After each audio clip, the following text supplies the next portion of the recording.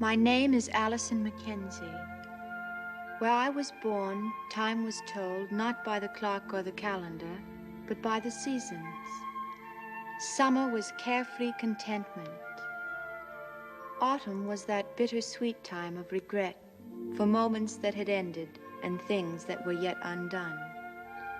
And then winter fell, with a cold mantle of caution and chill. It nipped our noses and our arrogance, and made us move closer to the warm stoves of memory and desire. Spring was promise, but there was a fifth season of love, and only the wise or the lucky ones knew where to find it.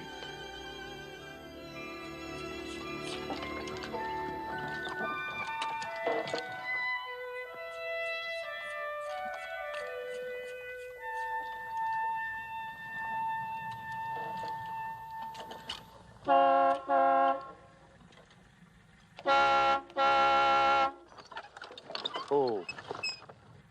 Hey, mister, which way to Peyton Place? You go right up this road about 2 miles, and you'll come right in center of town. Thanks.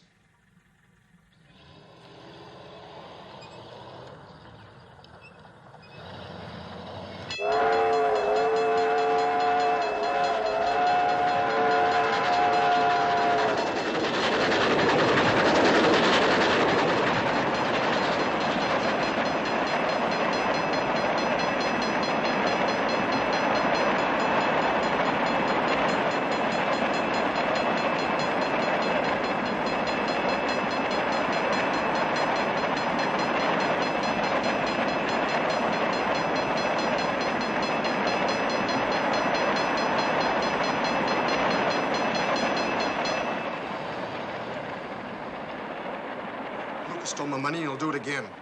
He drinks everything in sight. I spent 1.5 years saving that money for a correspondence course. Don't go, Paul. You was my firstborn. Hitting everybody doesn't agree with him. Even you. Only when he's drinking. Lately, that's been every night. What'd you marry him for?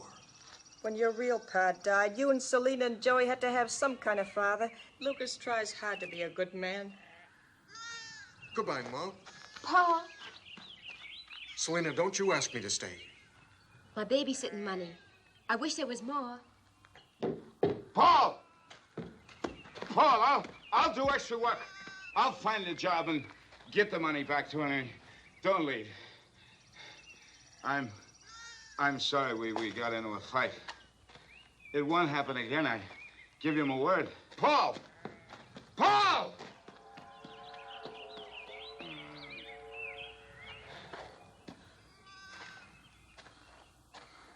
He'll come back.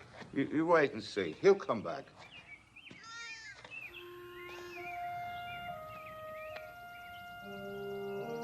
Nellie, I'm going to try hard not to drink anymore. Selena, I'm going to try harder than I ever tried anything.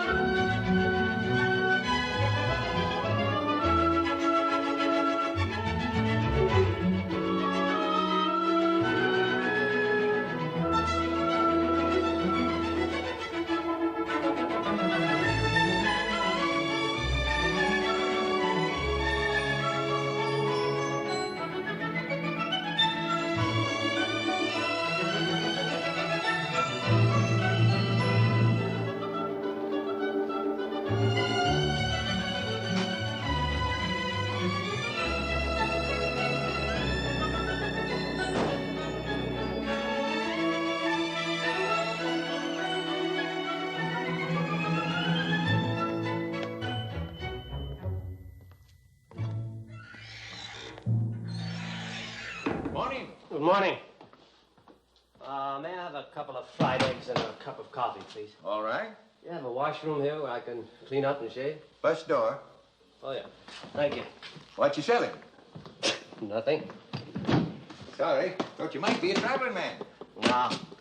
I came here to get a job. I should have known.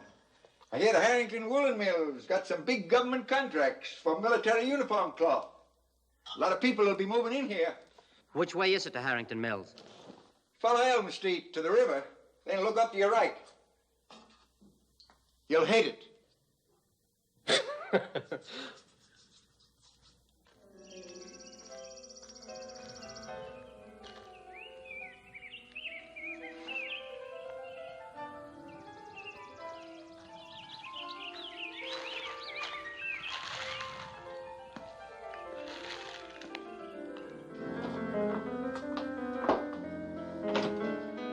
Morning, Miss Mackenzie. Morning, Nellie. Paul left this morning. Left for where? Dunno. Says he wants to get out of this town and make something of himself. Instead of working all the time at the mill. He wants to see the world. Who's going to see the world? Paul. He left town this morning. Allison must have played records at 7:45 in the morning. Good breakfast music. Digest your orange juice with culture. I'm glad about Paul, Nellie. How did Selena take it? She's glad too, but she ain't a mother. Neither are you. I'd like to see the world. Have a romance in Venice. Meet a tall, dark stranger in Hong Kong. Allison, don't eat so fast. Have to. Senior class is giving a gift to Miss Thornton. And I wrote a speech that Rodney Harrington's going to read. Badly, I'm sure. What's going on? School board's meeting to appoint a new principal since Mr. Firth died. How do you know they'll give it to Miss Thornton? They have to. There's nobody else who deserves it. I'll drop by the store after school. Goodbye, Dad. Allison, I wish you'd stop that ridiculous performance every day. What? Saying goodbye, hello to my father? Saying it to a photograph. I suppose it's silly, but it makes me feel that he's here with us. You scarcely knew your father. It's not my fault that he died when I was 2. I can't even remember him, I admit, but I miss him. You mean you miss a father? Yes, Mother. Wouldn't it be nice if you had some men friends, or some dates, or even married again? Will you stop talking about fathers and husbands and marriage? You miss him more than I ever realized. I'm sorry, Mother. I'll be late.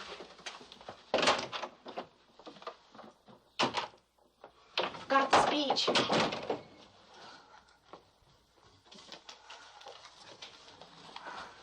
Bye, Mom. Bye.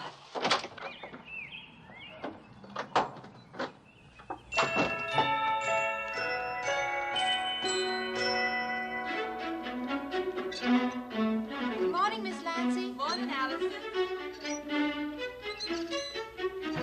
Hi, David.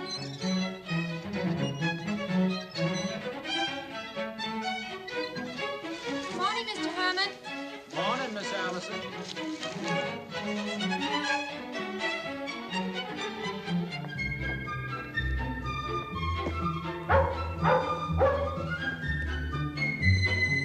Go on home, Buffy.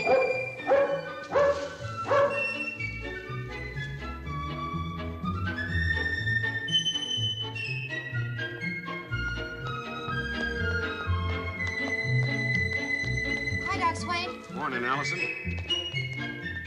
Morning, girls. Good morning, Doctor.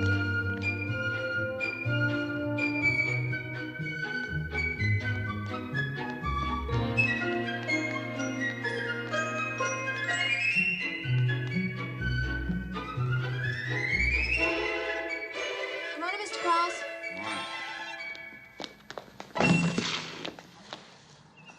Thank you, Norman. Everything's gone wrong this morning. If you didn't run all the time.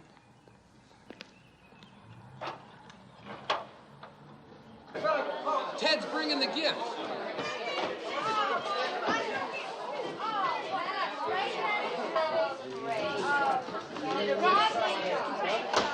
Here's a speech. Yeah, I'll never memorize this. Well, then just read it. She's coming. Miss Thornton's coming. Job at Principal Peyton Place.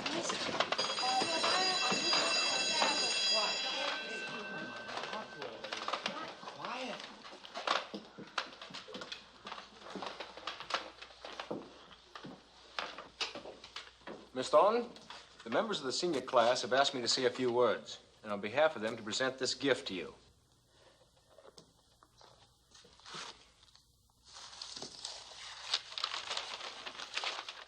The names of all of us are inscribed inside the cover of that dictionary. Because they are so many different words that might express what we feel in our hearts for you and your long services to Peyton Place High School, we decided to give you all the words in the language. We're going to lose you, but it's something bigger and more important. The job of principal of Peyton Place High School. So that you'll know we'll never forget, you can always turn to the words love, friendship, and remembrance. And know that we're always thinking them.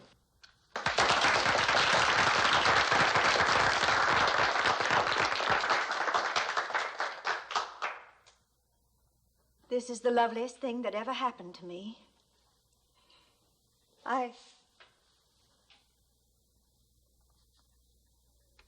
There's another word in this book. Gratitude. Now let's talk about graduation. I would like to have a report from the president of the class, Ted Carter. Hello, Ted. Miss Thornton, I've arranged for all the necessary committees, and if they all do their jobs well, I'm sure we'll have a fine graduation. Right. With it, Ted. Vice President Selena Cross. The programs will be printed in a couple of weeks, and I've rented caps and gowns at $2.50 apiece. And we're going to have a tea and a reception on the lawn afterwards. Editor of the yearbook, Allison MacKenzie. The copy's all done, but the engraver's going mad waiting for all the pictures to come in. So anybody who doesn't have his picture in by next Wednesday won't be in the yearbook. Senior dance, Betty Anderson. Everybody has to help with the decorations. The tickets are printed and will go on sale a week before. Oh, and I'm supposed to announce there's to be no necking in the parking lot. Nor anywhere else, for that matter.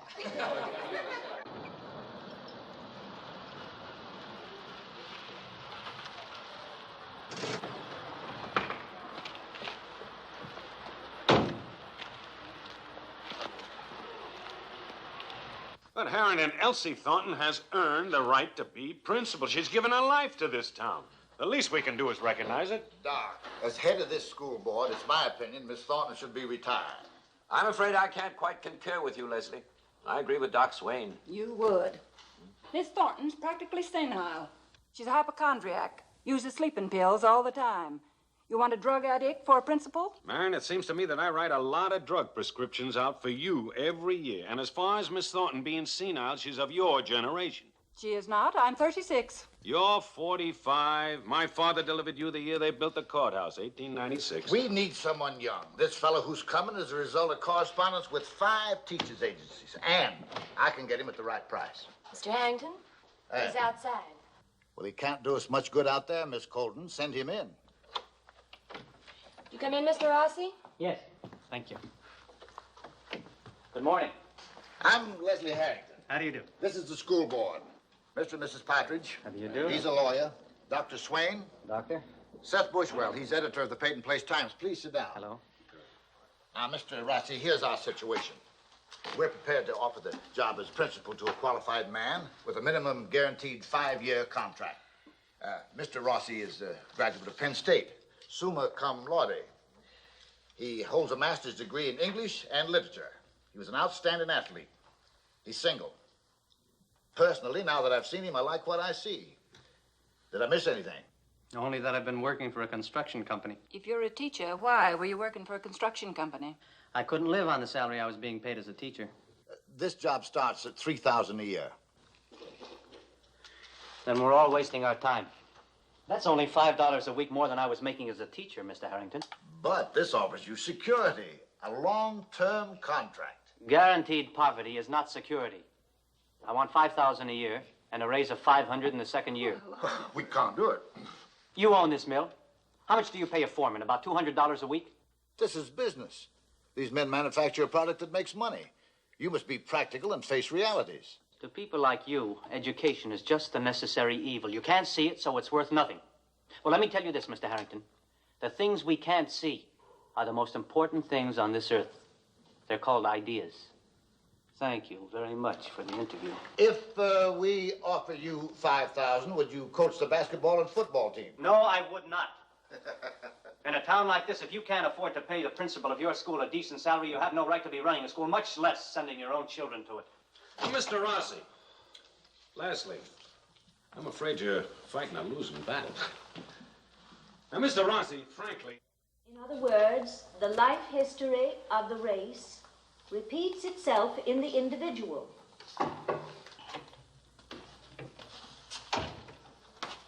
I noticed from the school board. Thank you. Effective immediately, the school board of Peyton Place is happy to announce the appointment of a new school principal, Mr. Michael Rossi. Who? We trust that you will show him the same loyalty and devotion you displayed to the late Mr. Firth.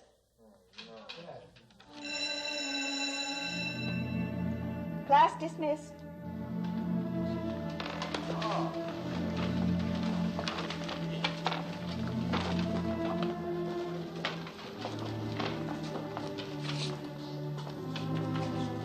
Sorry, Miss Thornton. I don't know how they could do such a thing.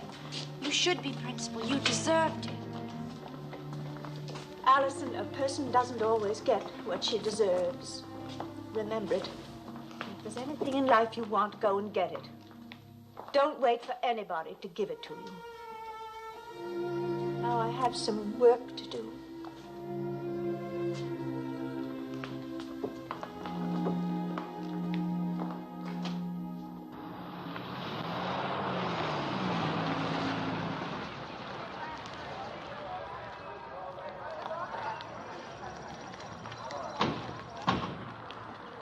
See you later, Al. Hello. we on. Good-looking school, Doc. That must be the new principal, you know? They really give it to you, didn't they? Like everybody else in this here town, they really give it to you. Have you been drinking? Work yourself to death for them, then they bring in an outsider to pick the plum off in the tree. You have been drinking. I've known for a long time you kept a bottle in the basement, but I won't have you bring it into the classroom ever. Now, don't forget that. Might do your kids a lot more good to learn how to handle a bottle of liquor instead of an algebra problem. You're talking like a fool. Oh, B.I. I sat in this classroom 4 years. I sat right here. Everything that was important to me was learned somewhere else. You never applied yourself. If you had, you might have learned something in school. Oh, tell that to my wife, a cleaning woman. Tell that to me, a janitor, cleaning toilets for a living. Stop it, Tell that to every mill worker behind in this building. I said stop it. If you had applied yourself, you might have learned how to live intelligently. There ain't nobody in this here town living intelligently. Nobody. I don't believe that. All right. Name me one important person graduated from this here school. Name one. You can't. I'm going to tell you something, Miss Thornton. Something you can teach your class someday. The minute they walk out that there door, they walk into a dog-eat-dog world. Scrawl in front of the big dogs if you want to eat. Get a job. I won't do it. I won't do it. That's why I'm washing windows, scrubbing walls, emptying ashes. I never had nothing I ever wanted. Shakespeare didn't do me no more good than Washington did, crossing the Delaware. You didn't help yourself. Elsie, I'd like to have you meet Mike Rossi, Miss Thornton. Hello, Miss Thornton. Mr. Rossi, welcome to Peyton Place. Thank you. This is our utility man, Lucas Cross. Hello, Lucas. Your hand's too dirty. I'll start in another room. Does he always drink? He's disappointed for me. Loyalty is always more passionate than reason. I guess that's why I came to see you first. There was strong sentiment for making you principal. Please don't feel uncomfortable, Mr. Rossi. My time came too late. I hope we can work together. Of course we can. I suppose you have a lot of new progressive ideas. No, not really. I'm rather old-fashioned, as a matter of fact. I have just 2 rules. Oh? First, I want this school to teach the truth, as far as we know it. I don't want any teacher making a fairy tale out of life. It's hard enough as it is without being unequipped to meet it. That's a good rule. Shall we sit down? And rule 2, teach a minimum of facts and a maximum of ideas. Our main job is to teach children how to think, not just to memorize for a couple of weeks. If war comes for us, these kids shouldn't fight just for historical dates, but for the ideals behind them. I like your rules, Mr. Rossi. Peyton Place is very fortunate. Thank you, Miss Thornton.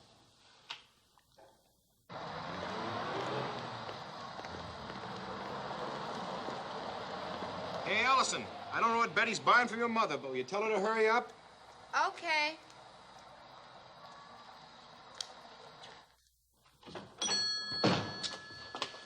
Mother, Miss Thornton didn't get the job. I know. Betty Anderson and Marge told me. They're in the back. After giving her the gift in the speech, it was terribly embarrassing and tragic for her. Well, she'll get over it. I'm glad I'm graduating. I don't want to have anything to do with the new principal. Mrs. MacKenzie, about graduation. What about it, Selena? Well, Mother needs a new dress for the exercises. Is there some arrangement I could make with you to buy her one? After I graduate, I'll get a full-time job and I could pay you back. Well, you'll be needing a new dress yourself. Oh, I can get by.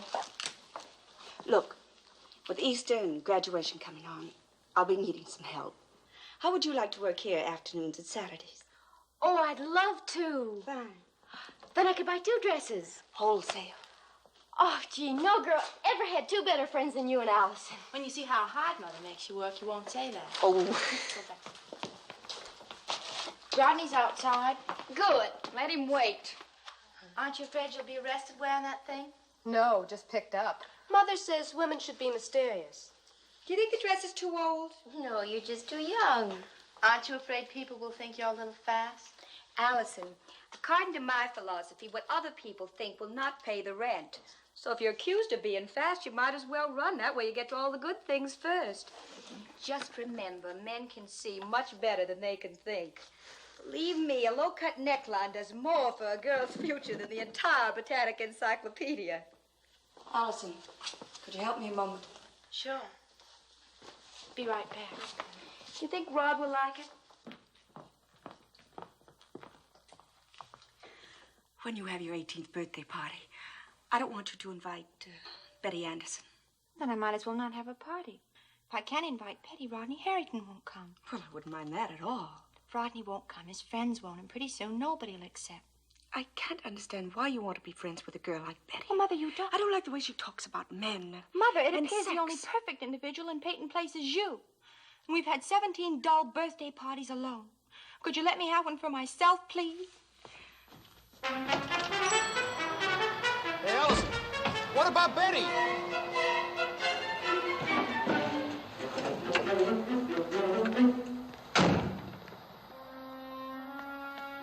Hi, Norman. Oh, hi, Allison. What's the matter? Same old thing.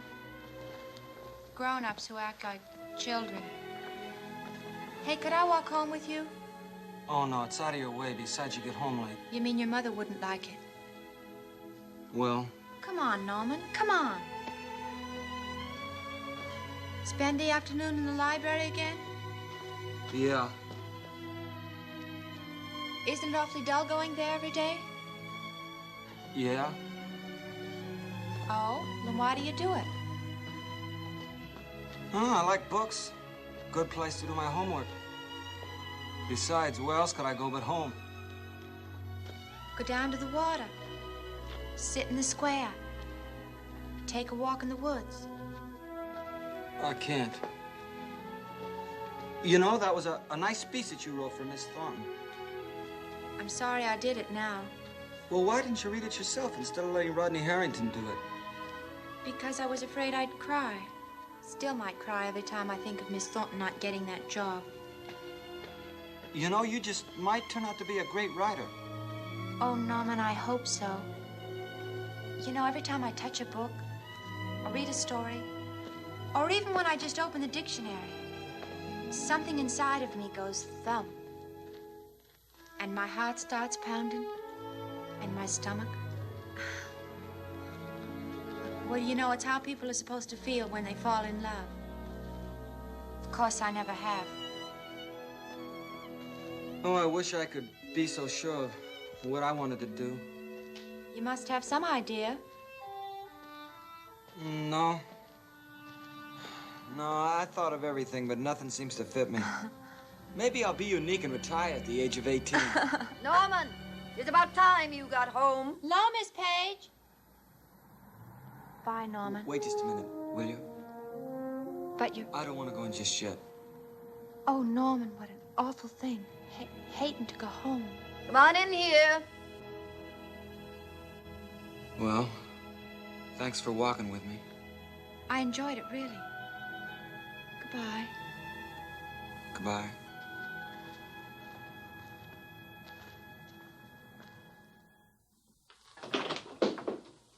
May I walk on it, Nellie? Sure. It's dry by now. Your mother wants you to call her. I really don't feel like it. Oh, you two have a fight again? Same fight, different round. Nellie. Yeah? You've been both a daughter and a mother. Which one is worse?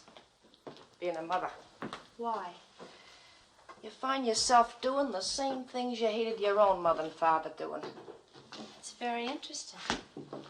Somewhere along the line, doesn't somebody get intelligent and realize that the children have to grow up their own way? The mind's nothing to do with it. It's your feelings.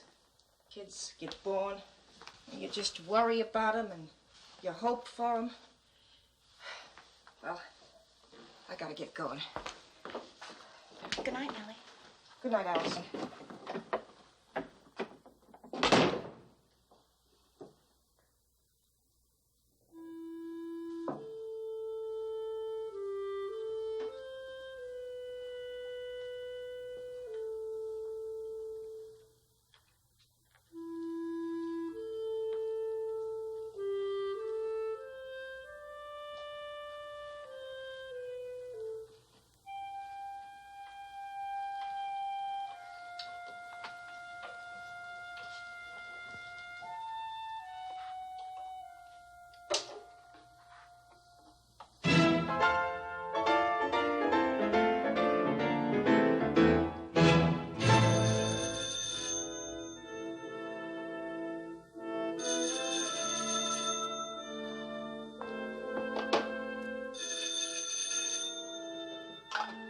Hello?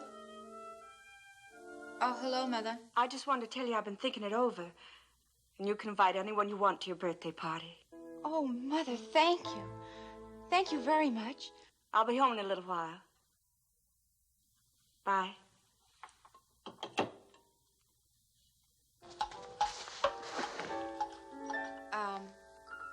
2676J, please.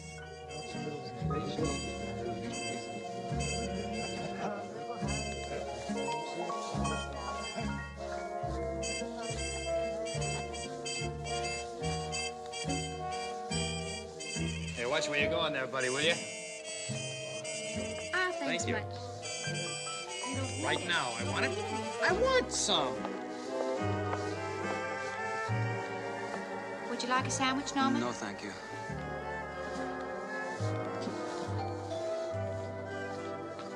Excuse me. Excuse me. Happy birthday. Happy birthday, Allison. Hi, how are you? Betty and Lana. Hey, where's Ted Carter? Right here. Hey, let's take that corny music off and get down to some serious dancing, huh? What do you mean? Those are good No, records. these are new ones. Hey, here, I brought some mistletoe. Mistletoe? Hey, Matt, hang it high, will you, boy? Only if I can kiss Betty Anderson. Tonight, nobody's safe with me here. Hey, mistletoe, Christmas is 8 months away. Yeah, and I believe in doing my Christmas kissing early. Hey, where's the punch? It's over there, Rod. Oh, good. I'm ready The for old it. family formula. Oh, now you're talking, Rod. Rodney, we can't do that. My mother wouldn't Don't want tell me she's here. No, she's at the movies. Great. Put the booze in the bowl. Come on, that's the one thing she made me promise, please. Come on, Allison. You want to have a party or not? You can't fight City Hall. Don't fight City Hall. Put the liquor sorry. in the bowl. Oh, listen, forget it. I know 10 other ways to make a birthday party successful. Now, first, we got to make the atmosphere a little more intimate. Oh, Rodney, aren't you the one?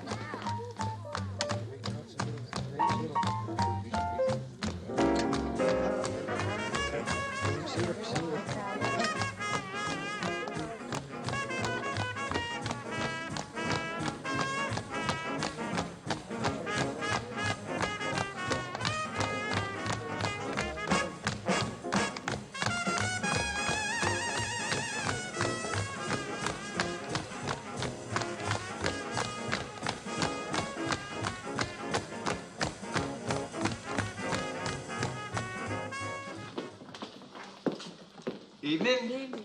Hello, Doc. Hi, Connie. Just coffee, please. Right? Who's that, Doc? Miss MacKenzie. She runs a dress shop. She has a daughter in the senior class, Allison MacKenzie. Beautiful woman. Yeah. A widow. She was born here, but she had ambitions and left. Married in New York to some advertising genius. When he died, she came back here. I'd like to meet her. Wouldn't do you no good. Bring your coffee. Connie, you haven't met Mr. Rossi, the new school principal, Miss MacKenzie. How do you do? Hello. I hear about you every day from my daughter. You been working kind of late?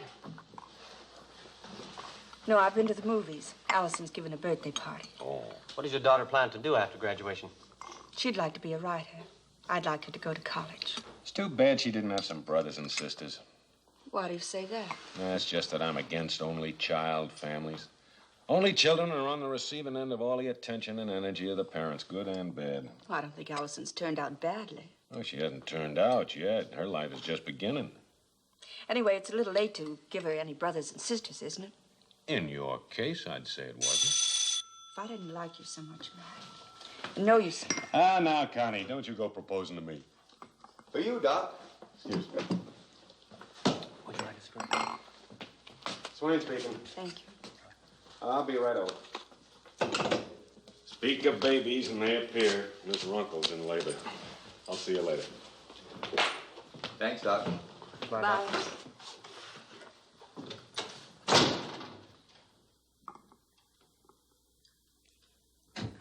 Doc Swain's always talking about babies. They're his stock in trade. Not a bad subject, though. We teach school children English and math and history, and yet we neglect the one subject that gives them the most trouble in life. You don't recommend classes in baby making, do you? Only in theory. I intend to initiate a sex education course in the school. Isn't that a function of the home? You think it would be? And yet not one parent in 10 does it. No, sex is taboo in the home. And it should be in the schools. Where would they learn it? In the alleys, in parked cars? They'll learn it when they marry. Good night, Mr. Rossi.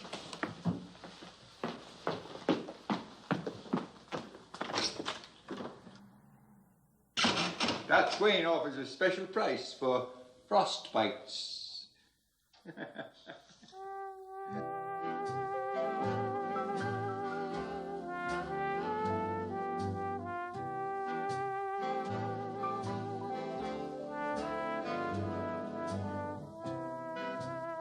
Come on, Allison.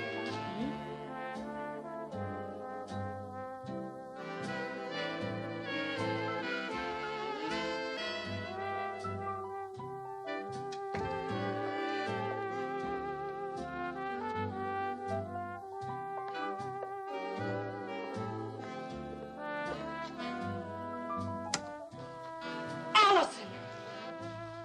This was supposed to be a birthday party. We were just playing a game called photography. You turn out the lights and see what develops. Don't be fresh. Just leave immediately. All of you.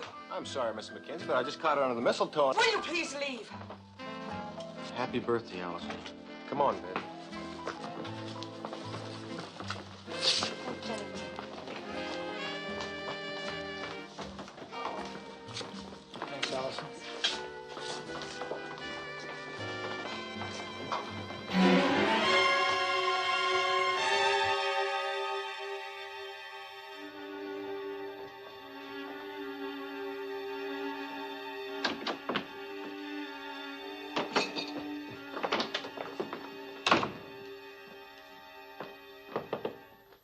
out here. Allison, I said, come out here.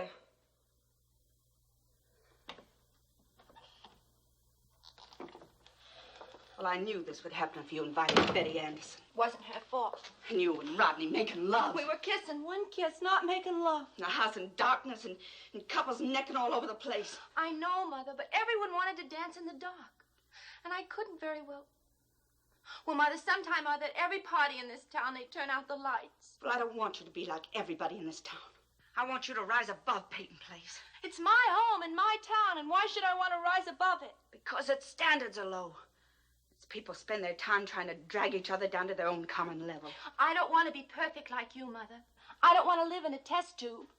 I just want to be me and have some fun and have some friends. Rather be liked than be perfect.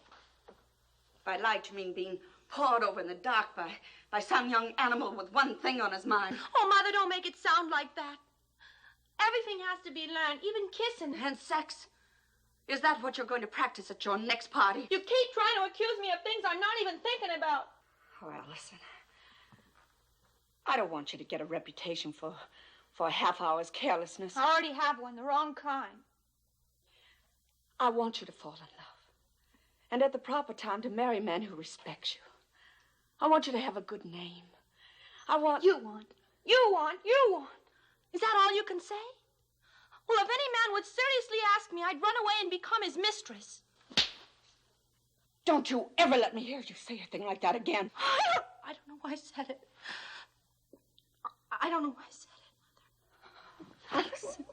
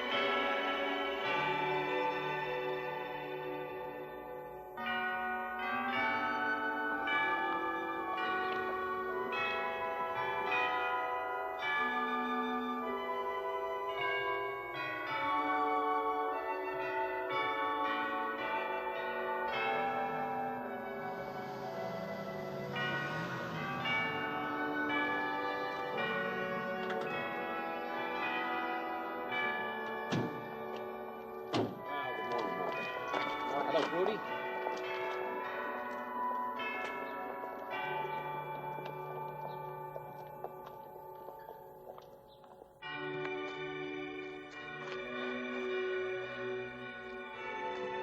Hello, Allison.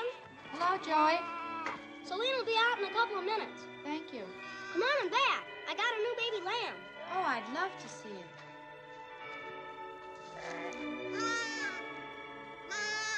Oh, it's darling. I didn't show you my lizard. I keep him in a box right there. I got some holes punched in it, just so he can breathe. His name is Pocahontas.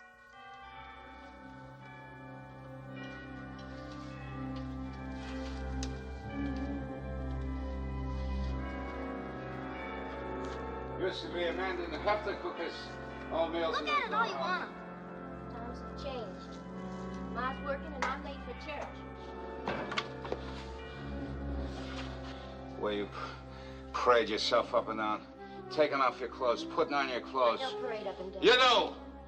Just like you show yourself off, don't you? I don't like to show myself off.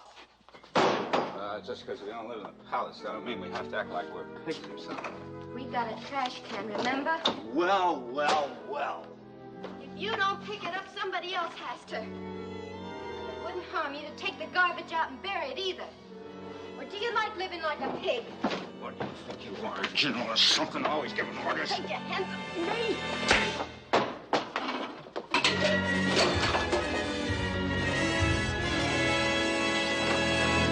Don't you touch her! Don't you touch her anymore!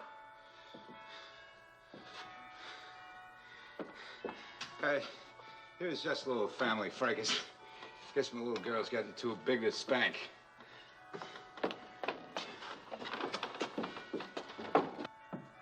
It was my fault, Allison. I made him mad. Every family has fights. They're forgotten in an hour.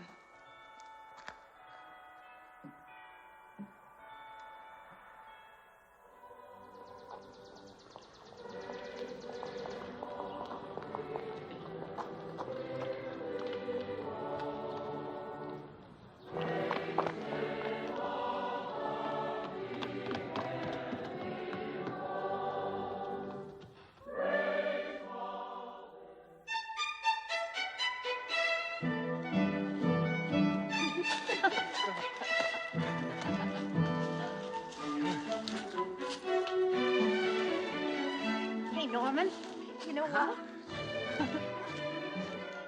There's a place I know that I'd like to show you that no one knows about, not even you.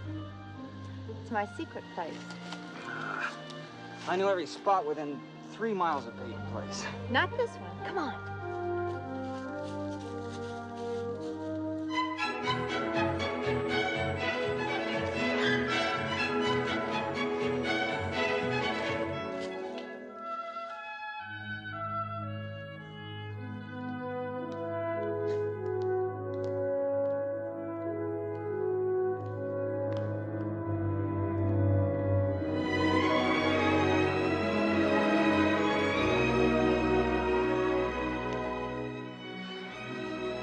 You're right.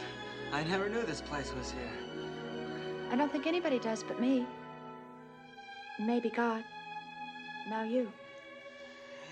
It's beautiful. I've just decided that this is the last time I'm ever going to come here. Why? Oh, I'm going to leave it for somebody else to find. Hey, maybe your children will discover it, huh? I'm never going to get married. I'm just going to have lovers. Oh, Allison. What's wrong with that? No children to grow up unhappy. Nobody gets hurt except maybe me. Yeah, but that's the worst kind of emotional maladjustment. Who said so? Oh, a book I read. What book? Well, see, I've sent for a book. It was a $1.98 in a plain wrapper. A plain wrapper? Yeah, plain wrapper. And, well, it was about marriage and sex. I had it sent to me at the post office, general delivery. It took me about 2 weeks to get up the courage to go pick it up.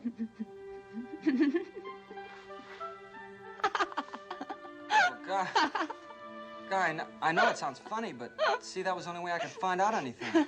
Norman, you know what? I sent for a book just like that. In the same plain wrapper. General delivery. Really? The same one? And I read every word of it. And I think that most of it's mid-Victorian nonsense. Maybe yours was better. Hey, want to trade books? Oh, no. No, I'd be too embarrassed. That's your whole trouble, Norman. Everything embarrasses you. Everything frightens you. I know. I'm sorry. I'm sorry we started talking about all this. Hey, Norman. Look. It's about time you learned that girls want to do the same things as boys. Well, then they have the right to know how.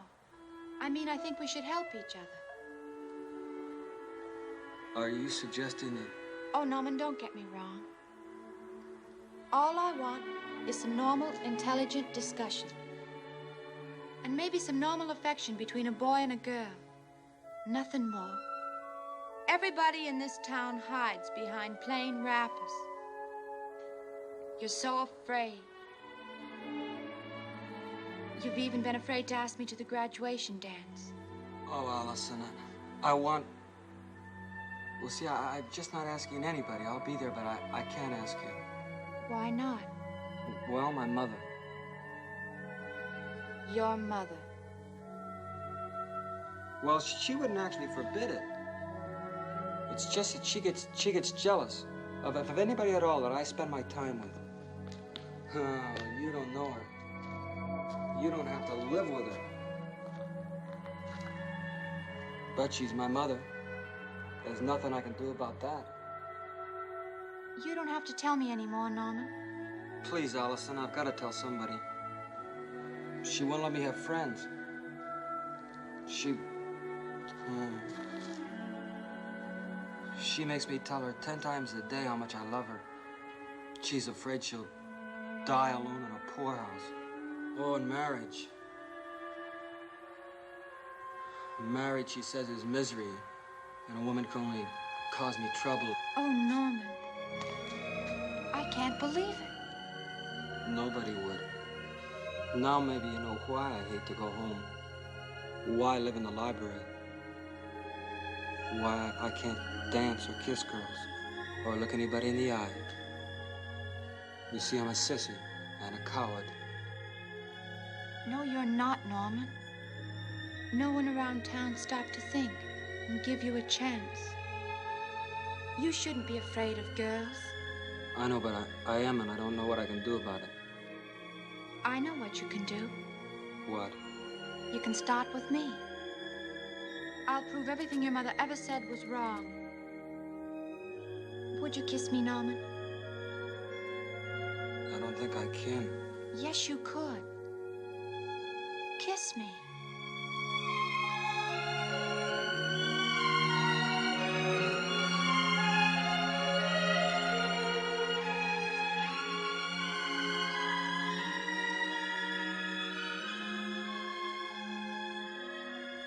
I don't know why I should act so experienced. It was only my second kiss this year. It wasn't as good as Rodney's, was it? No.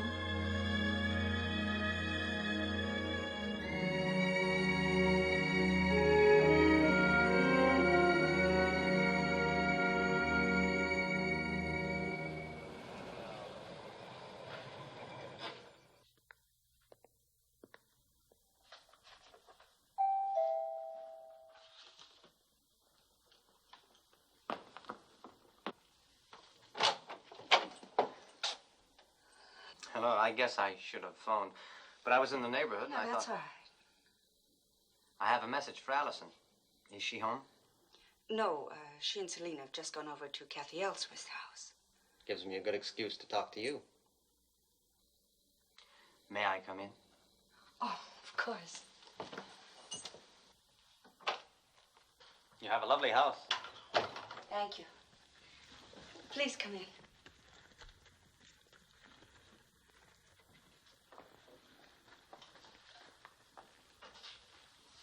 It's a very comfortable room. Good books, pictures. My own hotel room is a bit basic. I have a mirror for shaving, a basin for washing, and a closet where I hang my coat, and that's about it. You ought to find yourself a house. I'm trying to. In the meantime, I still have my hotel room, which I clear out of right after dinner. You said you had something you wanted to tell me. I was telling you something, Mrs. MacKenzie, but you weren't listening. Your husband? He died when Allison was 2.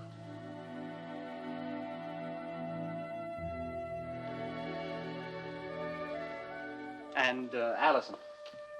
Well, a few years ago. She's grown a bit since then. Oh, I came to tell you that Allison has been named valedictorian. Oh, that's wonderful. She'll be terribly pleased, and so am I. She's a fine girl, bright and sensitive. You should be very proud of her. Yes, I am. Well, that's what I came about. Good night, Mrs. MacKenzie. You are lonely here, aren't you? It's not the worst thing that can happen to you. Isn't it? You can learn to live by yourself. You can get used to it. Maybe, but that doesn't make it the best way to live. The best way? What would that be? People meeting, talking. Well, in Peyton Place, 2 people talking is a conspiracy. A meeting is an assignation, and getting to know one another is a scandal. I think you're hard on the town. I think you're hard on yourself. No, I'm quite all right the way I am. What were you going to do tonight? Wash your hair, read a book, go to the movies alone? Well, it makes time pass. Time shouldn't just pass, Mrs. MacKenzie. It should be used. I wouldn't know where to begin. Begin at the beginning. Begin by getting out. Look, we need another chaperone for the graduation dance. Why don't you help us out? Will you come?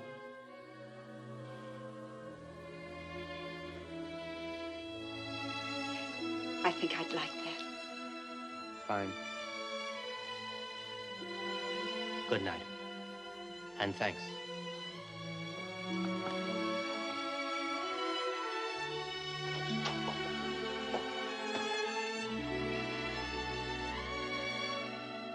Good night. Good night.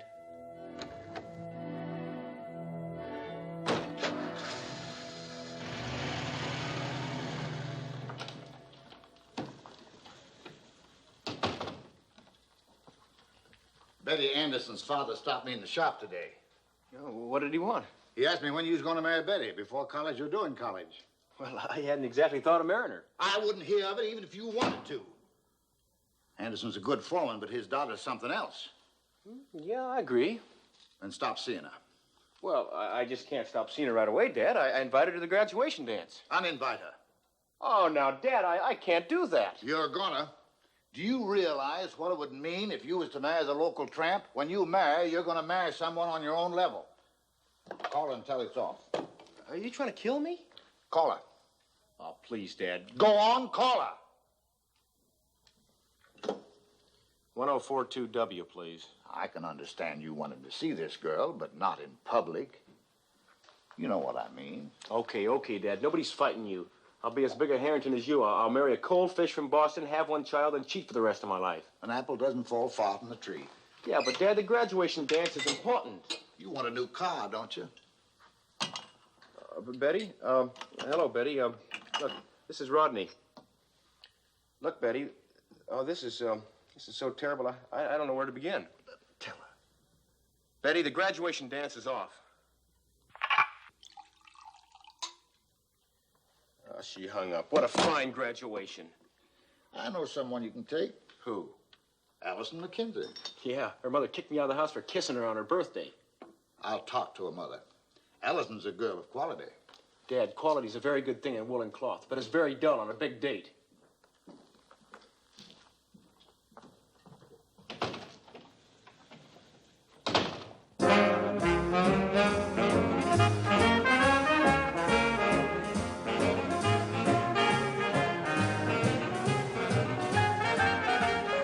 You're such a good dancer, Allison. Thank you. Yeah, sure. Hi, Rod. Hi there, Allison. Hi.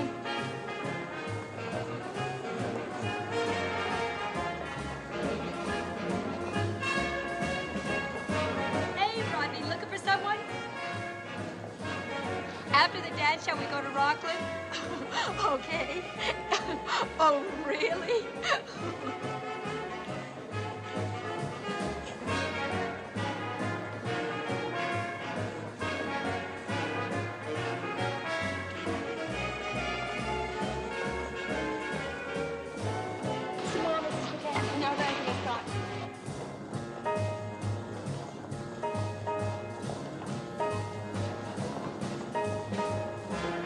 May I have this dance, Mrs. MacKenzie? Well, I haven't danced for such a long time. I'm afraid I'd be terrible. Dancing isn't something you forget.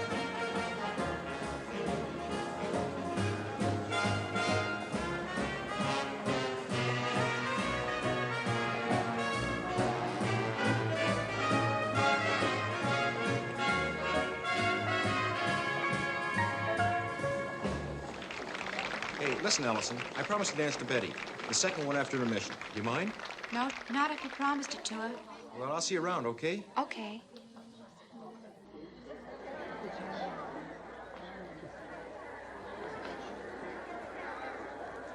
Allison, did you see your mother dancing with Mr. Rossi? No, I've never seen my mother dance. Standing right over there. They make a good-looking couple.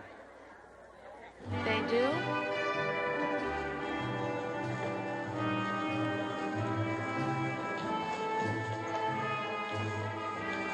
Hi, Norman. Hi.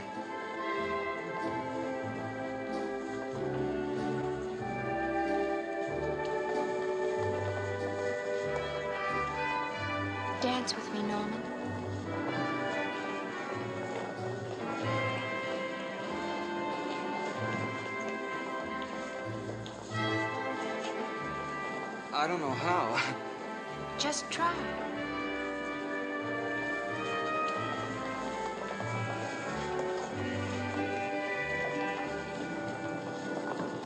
Where are we going? You'll see.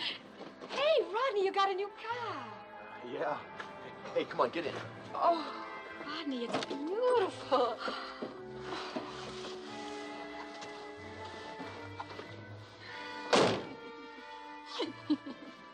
Here we are. Snug as peas in a pod. Where are we going? Nowhere. Hey, I'm mad at you.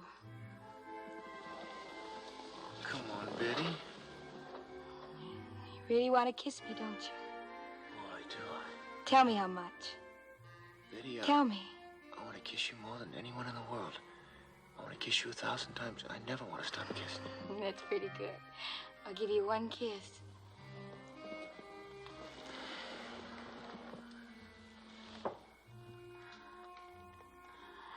What would Allison say? Oh, why bring her name up at a time like this? Only one kiss to a customer. Betty, I couldn't help it. My father made me call you on the phone. Wouldn't you rather be with me? Oh, yes. Yes.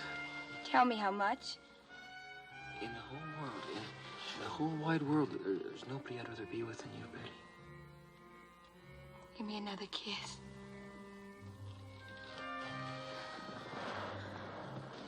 Oh, honey, honey. You want to make love to me? Oh, yes, yes, of course I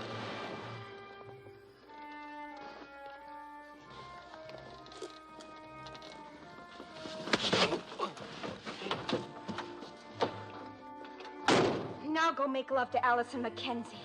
Go get the girl you brought to the dance and try it with her. And the next time I go out, it will be with a man, not a papa's boy.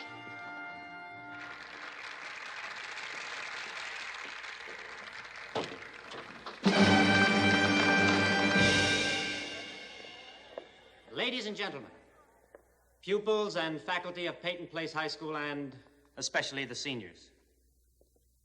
They tell me it is a tradition here to end each graduation dance with Auld Lang Syne. Well, since I'm new here and not yet part of your traditions, I think the song should be led by a woman who has been with you long, Miss Elsie Thornton.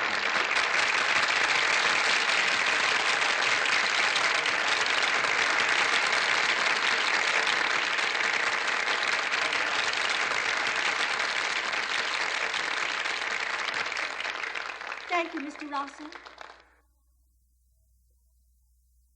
We're a small spot in a small town on a great big map. And maybe Peyton Place High School isn't a name that shakes the world, but it's a part of each of you forever. Make it great by honoring it, and come back to see us whenever you can. Now let's form a big circle, everyone holding hands.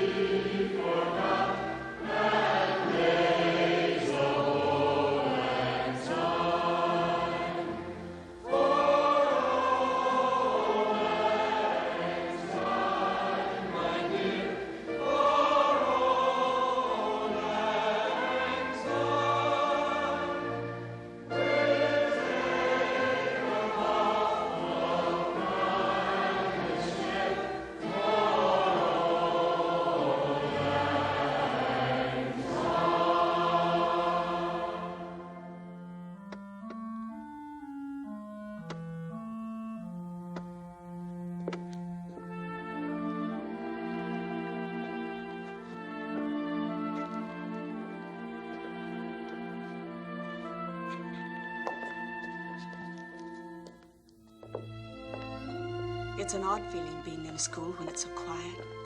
I always kind of think of it as sleeping, resting up from the pounding it takes during the day. Do you work here at night? Oh, yes, quite often. You don't realize all the work and preparation it takes to be a teacher. It's like, well, it's like all these kids were my own. I love them. I want so much for them. It's more than a job to you, isn't it? I didn't mean to sound like the dedicated idealist. Well, there's nothing wrong in that. Connie, I did want to thank you for coming tonight. Well, you don't have to. I enjoyed everything. Including the, dancing. Including.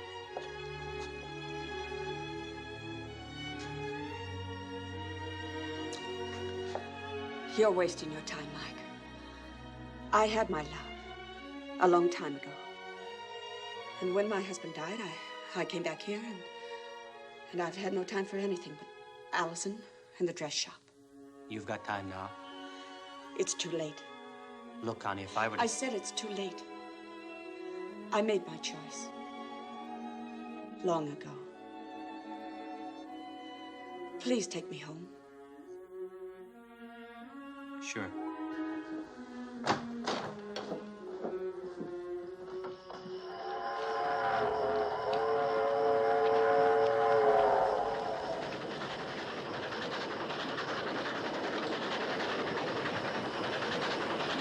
Selena, let's get married.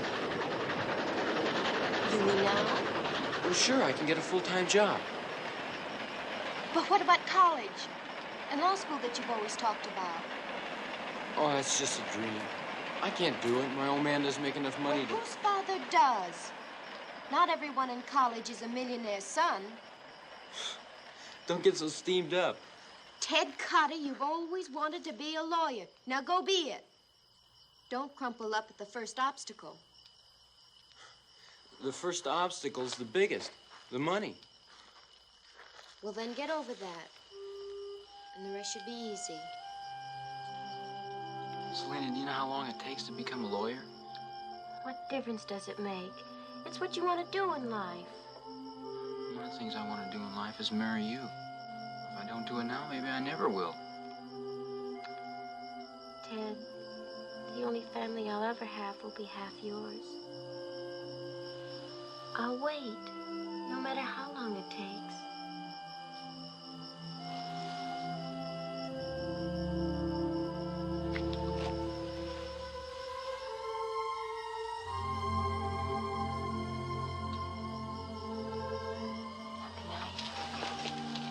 Night, Selena.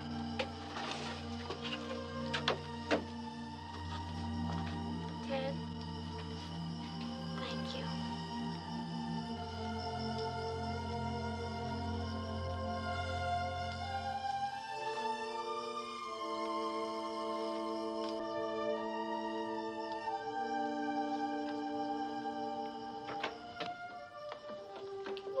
Ma?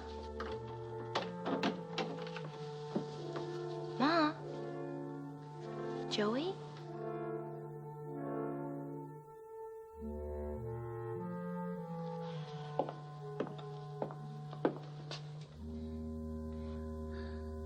I thought you was something out of a dream.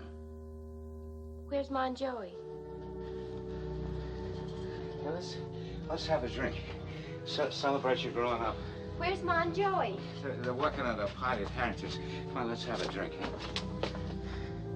Rather stand in the dark, getting kissed by Ted Carter. I'm going to bed.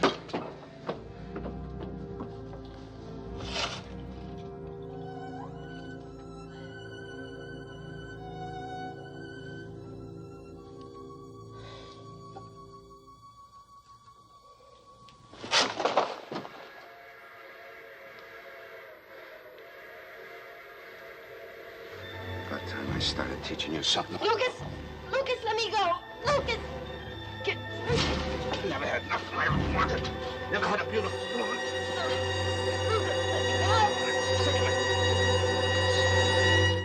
Let me up!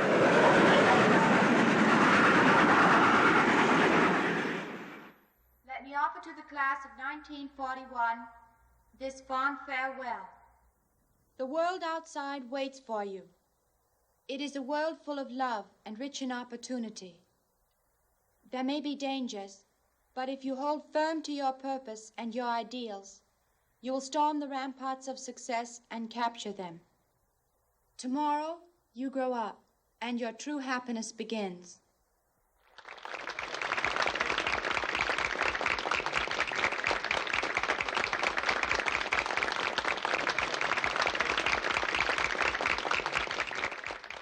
Thank you. My best wishes to you.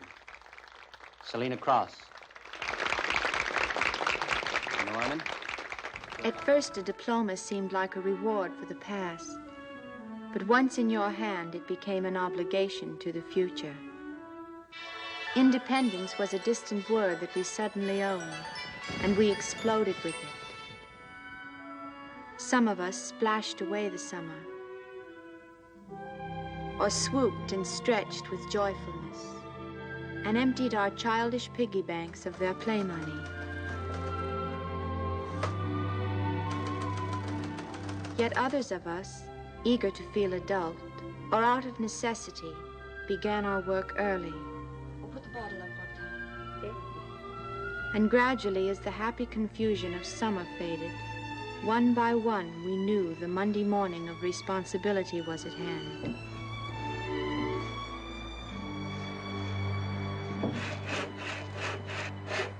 Hi, Mr. Rossi. Hello, Allison. Did you read those stories I gave you?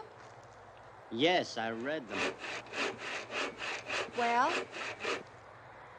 When did you write them? all summer, ever since graduation. Has anybody else seen them? Only Selena. She thinks I'm a genius. What do you think? Are they good enough to send to a magazine? Yes, if you want to end up in prison. Those stories were full of enough libel and slander and double entendre to hang us all. Allison, is that how Peyton Place really looks to you? They were only fiction. I didn't use any real names. You didn't have to. I recognized everybody in town. Oh. But let's get down to the important part. You have a talent. Those stories were a good start. Now, where do you go from here? Well, that's what I hope to find out from you. Then I suggest college. With your talent and your ideas, you could Thank you. But I don't want to go to college. I never have. Why not? Because I don't want to study about writing. I want to write. Nobody has to tell me that Shakespeare was a wonderful writer or that a million wonderful books have already been written. Allison, those books tell you how and why. I'd rather find that out myself at a typewriter. I need some place to get me going, someplace to start. All right. If that's how you feel about it, then let's do it. Let's start at the Peyton Place Times. Who said I was a cynical, hard-hearted newspaper man? Well, aren't all newspapermen supposed to be? Allison, that's a myth. Why, we're the most sentimental slobs in the world. The softest touches there are. Prove it. All right. When do I start? All I want is a chance to show what I can do. Well, write something up this week, and I'll run it on Friday. Oh, thank you. Thank you, Mr. Bushwell. I'll start right away. I'll dig up a story you'll never forget. I don't doubt it. Thank you. Just remember, there's no such thing as a cheap lawsuit. Oh. Now, hold on. We haven't discussed pay. Oh, you don't have to pay me. I'll do it for experience. Allison, the first thing that experience teaches us is to get paid. $5 a column to start, more later. Oh, gee. That's more. Oh, I wouldn't want these stories to fall into the wrong hands, you know. Thanks, sir.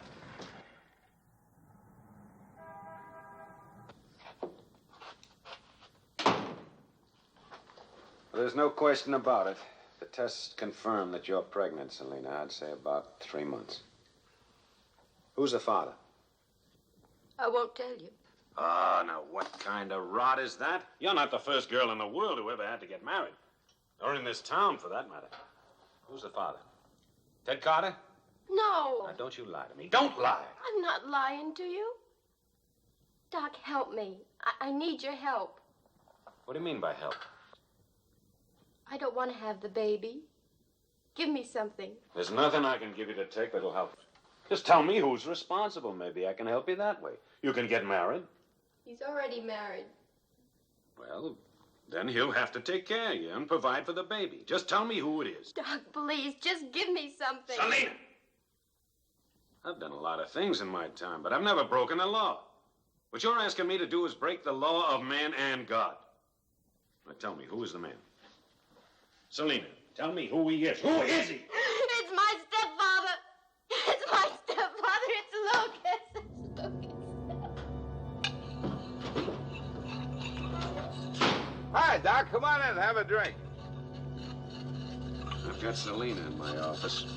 Selena, what for? She's pregnant. I told her she got in a mess of trouble. Always wrestling around with that Carter boy. I told her she wouldn't listen to me. There's a boat crazy slime. Hey, don't you go shoving a man around an accident. That's your child Selena's carrying. That ain't. I can prove it, Lucas. I've got enough proof on you, Lucas, to put you in jail for the rest of your unnatural life. I never touched her. Here, sign that. It's a statement of the facts. Oh, you out of your mind? I never touched her. Maybe you'd like the state police to sweat it out of you. I never touched her. I ain't gonna sign nothing that said I did. All right. You don't want to sign this paper, that's up to you. Hey, Doc. Oh, you know I couldn't do nothing as awful as that, don't you? I'm going back to my office. And then I'm going to start telephoning every father in Peyton Place. Oh, you wouldn't. I don't know what they'll take it into their heads to do, but I do know this. You're the janitor in a school full of young girls. And an hour from now, I wouldn't want to be in your shoes. Don't do it. I wouldn't think of fooling around any other girls. It was just Selena, Doc. Well, there was something about her. It was just Selena. Please, Doc, don't. There's only one thing that'll stop me. You sign that.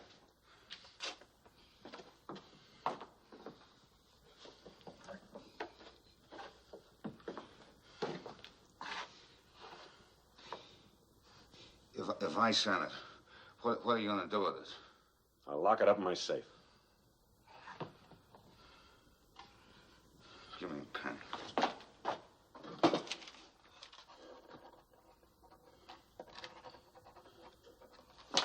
Now get out of here and leave a man to work. No, Lucas. You get out. You get out of Peyton Place before dark. Doc, I signed it for you. If you do, I'll keep this paper in my safe. But if you don't, I'll use it against you. I signed it! Don't you ever try to come back here. Not next week, not next year, not ever. If you do, I'll kill you myself.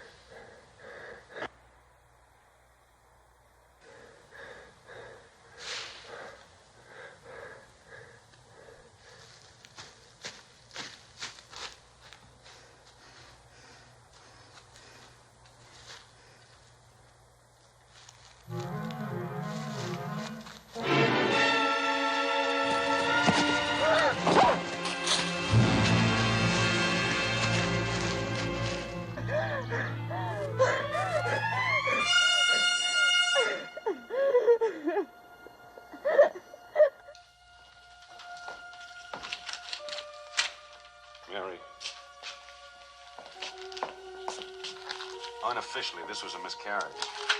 Officially, and for the records, it's an appendectomy. That's a lie. I removed her appendix. You understand? You want to ruin a girl's life for one word? No, but falsifying records. I'll make them out personally. And if you ever tell anybody that this wasn't an appendectomy, I'll tell the whole town about you and that drug supply salesman. Doctor, that's blackmail. It sure is. Oh, Nellie, she's all right now. She's just fine. Oh, thank God. Oh, the disgrace. No. Disgrace. No, shh. Disgrace. Nellie. Don't talk that way. Nobody's ever going to know but the three of us.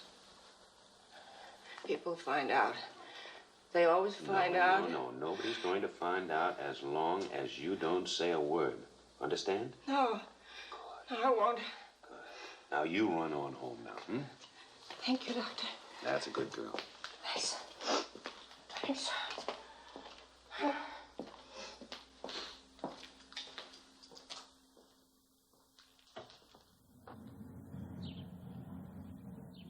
Don't worry about your job. It'll always be waiting for you.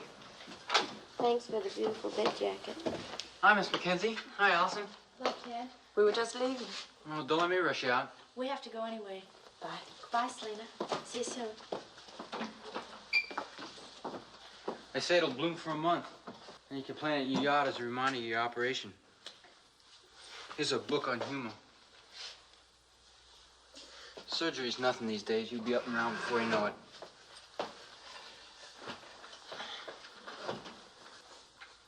Oh, I went to see Mr. Rossi today. Talked to him about how to get to college. He said he might be able to wrangle me a scholarship. And in the meantime, he talked Charlie Partridge into taking me into his office as an office boy. How about that? That's just fine. The only thing, though, if I work there a year, it'll be 8 years instead of 7 before I can pass the bar exam. And gee, Selena, I don't want to wait that long. I want to marry you now and become a lawyer, too. Gee, honey, don't cry. There's nothing to cry about. Please go, Ted. Just go. Okay. I guess I picked the wrong time. I'll come back tomorrow when you're feeling better.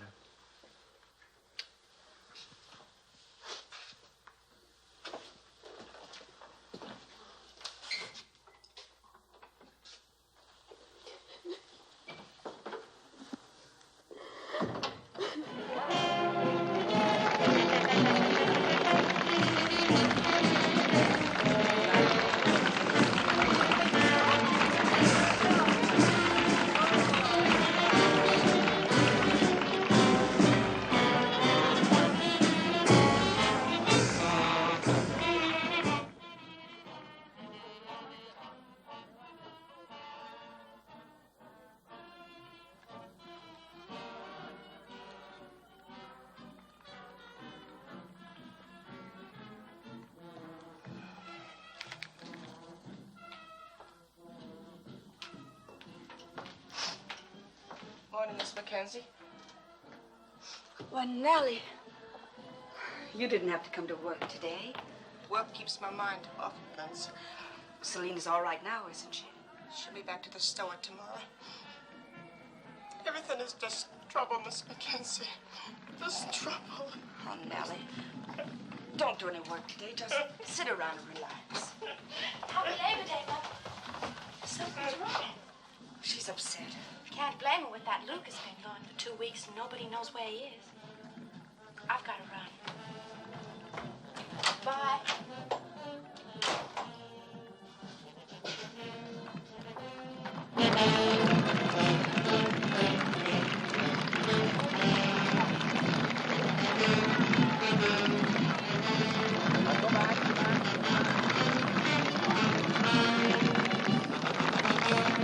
Hi, Norman. Hi. Fine. Come on.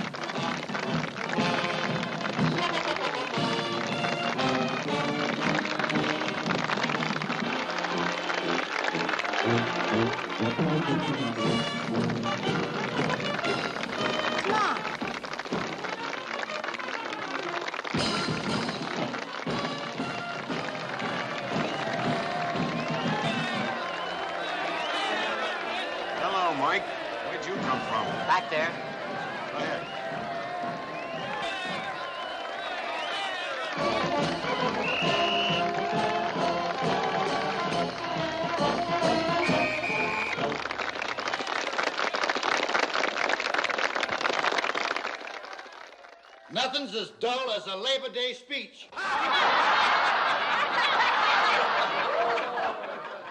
I didn't bring you here to explain how management and labor must pull together and not in opposite directions. You've got living proof of it in our prosperity. And there's more to come. Meet me halfway and you'll never be unemployed.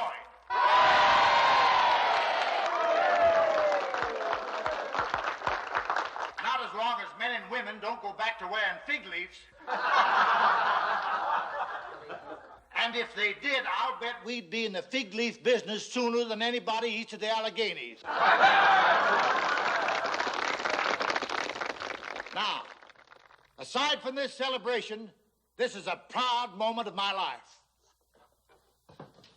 Tomorrow, my son Rodney leaves for Harvard.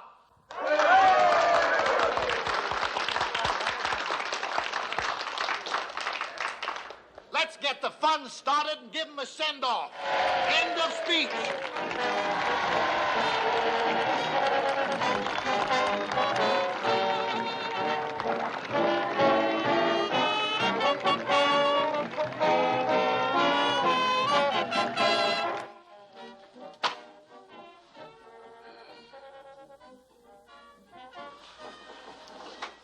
I'm just beside myself. First Paul goes and then Lucas. I don't know, Celia and me can keep on working and take care of Joey. Well, you'll just have to keep trying. I've been trying all my life. A husband who was drunk all the time and a growing girl dressing and undressing in front of him and him staring at her all the time. Staring at her and thinking. Oh, Nellie. Staring We all at her. have our problems. Staring at her. Staring at her.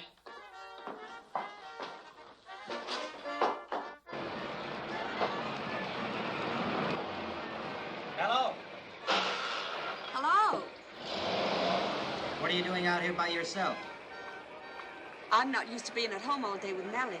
She has too many problems. And as for the Harrington outing, I've seen them all. Let's go for a drive. Try to find something interesting to do. Far away from Peyton Place.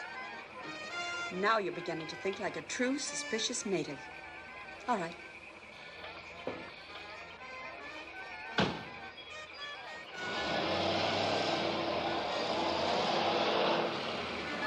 Are you ready? Ready, set, go!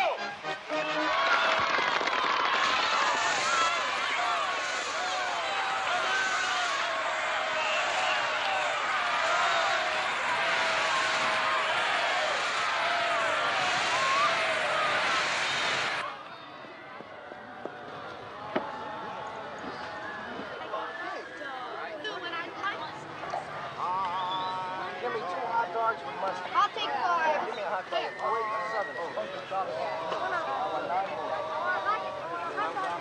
I'll take 5. Hot dog with mustard. Right away. Yeah, I want mustard too. Now is the time you tell me your dream. I'll tell you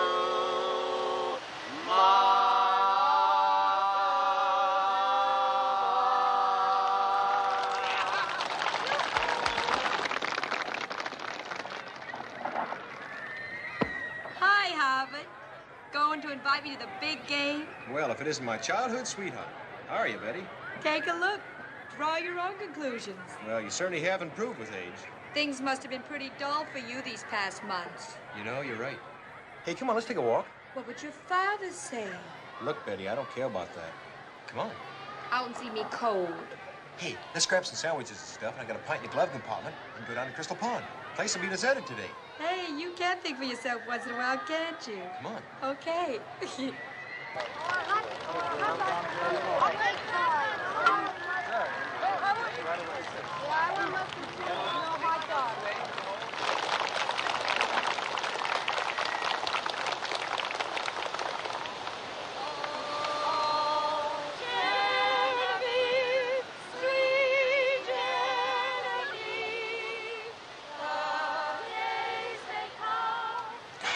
Let's go get a hot dog, something. Okay.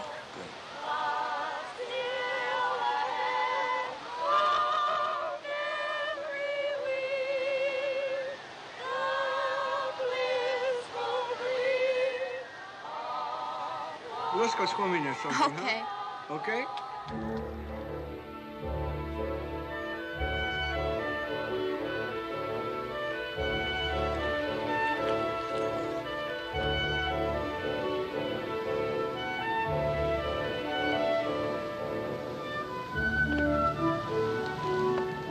See that? Hmm? What? Allison MacKenzie and Norman Page on their way down to Crystal Pond to swim all by themselves. So what? They're young, happy, maybe in love. What trouble can they get into? You don't understand. I'm not going to explain.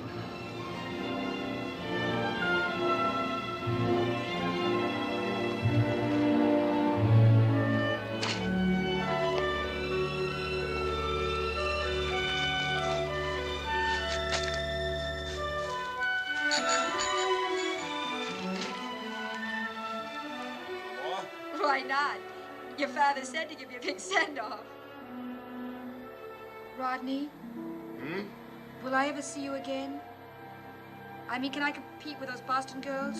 What are your qualifications? Can't you guess? Seeing is believing. I think you're 10% man and 90% talk. You're 100% woman. 250% woman. Maybe 500. It's going to take a lot more than money to keep me. Hey, you know what you're doing to my temperature? Okay, let's cool it off. Let's go for a swim. Hey, but we didn't bring any bathing suits.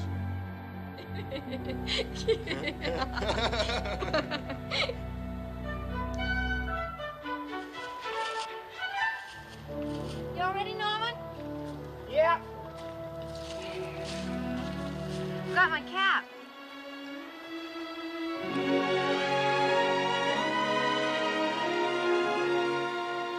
What did you say? Norman, you're making me blush all over. I'm sorry. Let's go in swimming, huh?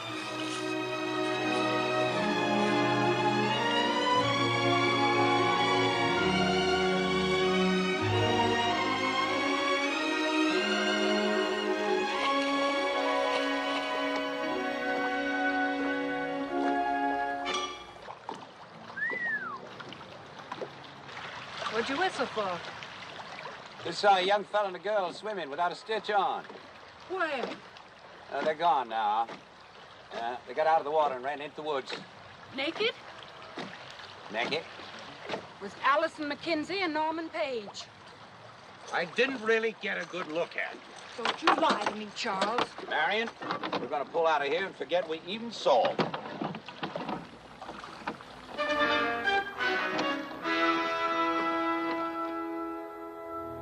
Betty, do you know how much I like you?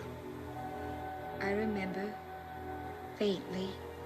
Well, you know, I found out you can't always do or say what you want to. That is, unless your father lets you. Rodney, are you going through all of your life only doing what your father let you do? Only having the friends that he picks out for you? Wearing what he tells you to wear? Thinking his thoughts? Well, Betty, I'm old enough, but he's a tough man to handle. You've got to do it someday. Yeah, but how? I have a selfish idea. It has to do with you and me. It's called marriage. Wouldn't that just bowl him over? I'm sure it would. And me too. But don't think of doing it just to bowl him over. Well, Betty, you're the only girl I've ever wanted. Rodney. Rodney, not that way. What good is life if I go through it knowing that I didn't have the guts to live it my way? Rodney, I really loved you for such a long time.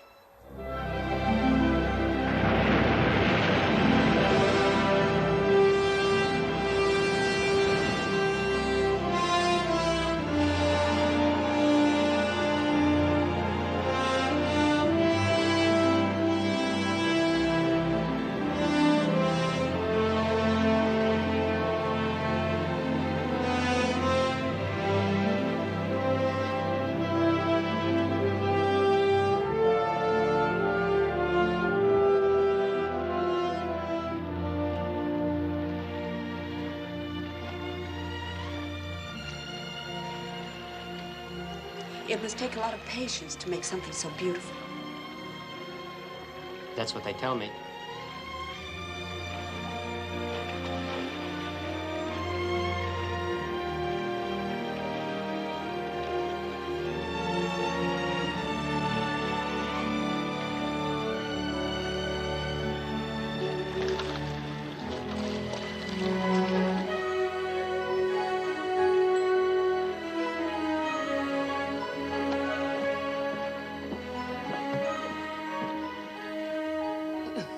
All gone.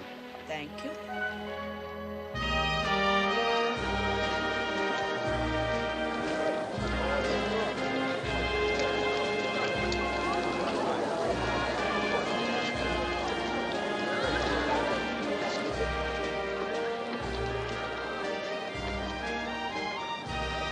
Naked as the day they were born, not a stitch on them. Saw them with my own eyes. Sorry, just don't think it would be ethical to tell you their names. Goodbye. Marion?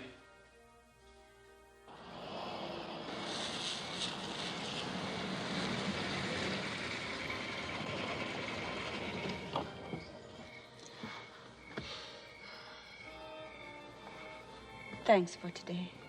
Anytime. How about tomorrow, for instance? I can't remember when I've had so much fun. I've almost forgotten all the silly and wonderful things there are for two people to do. It isn't over yet.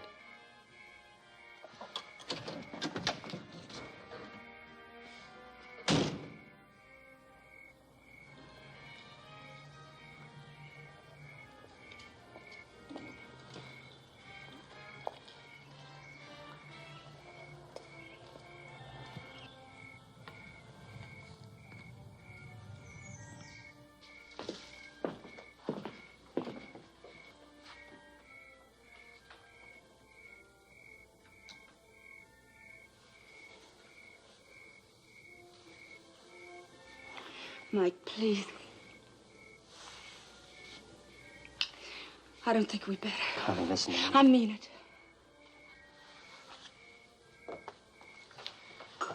All right, let's talk about this. I don't want to talk. I just want you to leave.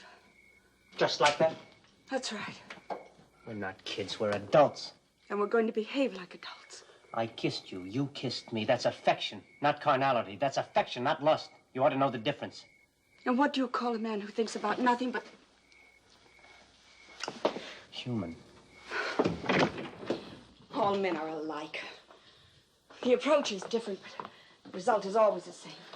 Sooner or later, we get around to this. Now, look, if all I wanted was a woman, I could get one any place. In a bar, in a hotel lobby, on a street corner. Or in my home. I'm not going to let you make anything dirty out of this. And what do you call it? I'm going to tell you a hard truth about yourself. It isn't sex you're afraid of. You can say yes or no to that. It's love. That's what you can't handle. And that's what you're offering me, with your hands all over me. That's only one expression of it, backed up by many things. Well, I haven't asked for any of them. You'd better understand what you're saying no to. When I take you in my arms, I'm committing myself to you, not just physically, but all the way. That means that I intend to worry about you, to take care of you, to stand in front of you if there's trouble. And that's what I want back from you. Without any reservations, or shame, or embarrassment. Now, either you're up to that or you're not. I have my standards. And my pride. And not enough. Not for you or for anyone else. You need someone to trust, to love. No, I don't. I don't. Now, just leave me alone. I can do that, too, but I don't want to. Connie, let me help you. I don't care if you hang back. If it takes time, I'll give it time. All you need. I can't. The offer's always open. I don't know if you'll take it up, but perhaps it'll make you feel better to know it's there.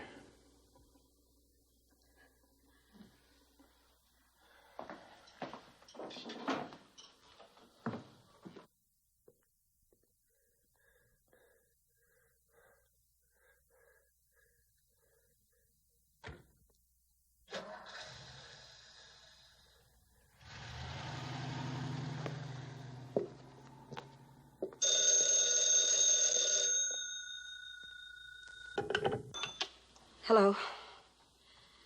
Yes, Marion. I don't believe it. Are you positive? No. No, I'll call Mrs. Page myself. Operator, will you please connect me with Evelyn Page?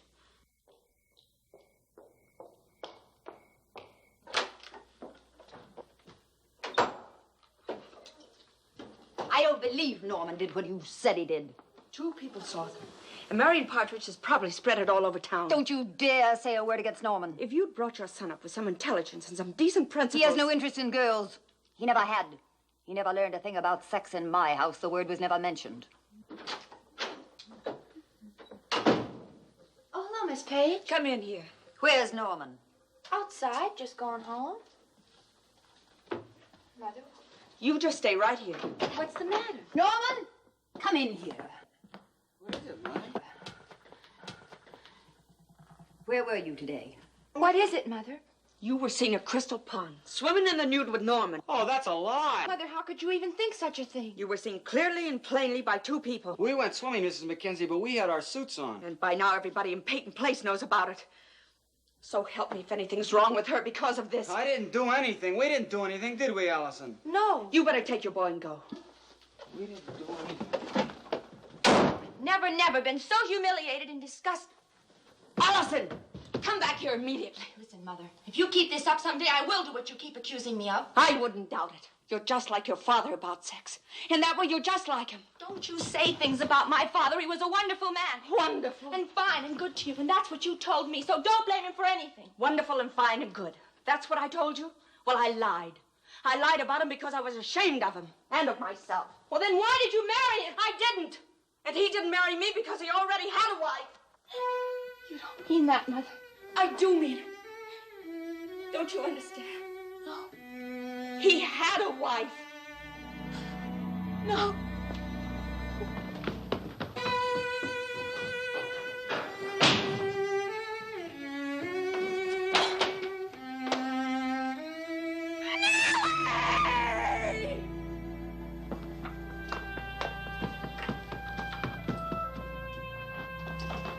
Allison.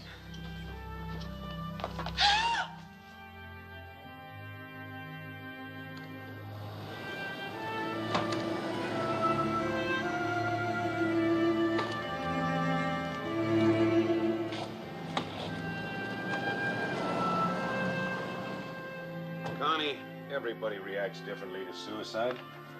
With Allison, severe shock. But she looks so... No, shock is just a kind of a sleep. It's an escape. When the mind can't accept what it sees. A few days' care and she'll be out of it. I guess I'd better tell Selena. And Connie, just because it happened in your house, don't think that any of it was your fault. Somehow I do. You've got just one thing to think about. Allison.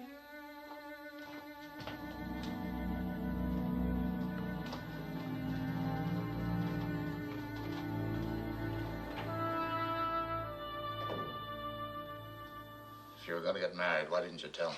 Because you wouldn't have approved, Dad? You never gave me a chance.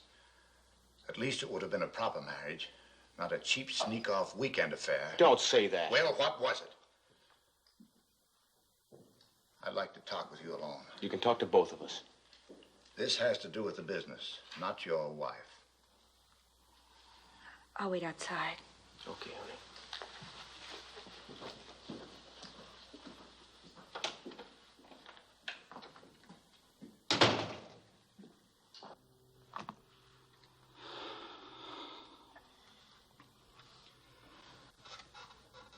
I can get it annulled. Look, Dad, I don't want any trouble between us. I was in love with Betty, and I wanted to marry her. That's all. You weren't in love. You had an itching for her. She took you, son. She took you. Goodbye, Dad. When you come to the house, don't bring her. And I won't be there either. Rodney, what about college? I'm not going. I have a wife to support. You can have a job here if you work like everyone else. That's good enough for me. Thanks, Dad.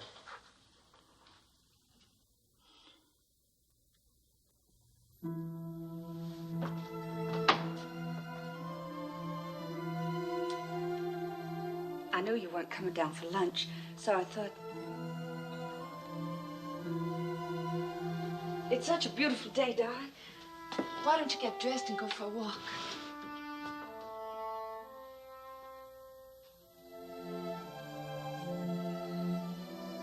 You haven't spoken to me for over a week since... Oh, Allison, I understand how you feel. You'll just have to accept what's happened and make the best of it.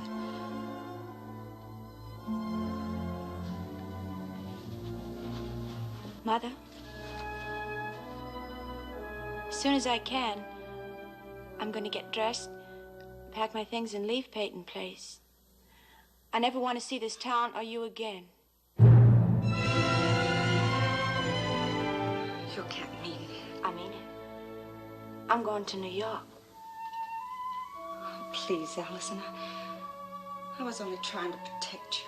I was an accident that you hated and tried to hide. But I loved you from the moment you were born. Try to believe me. Well, how will you live? What will you do for money? I have enough to get there. I'll find a job. Suppose you can't find a job. Then I'll live off some man the way you did.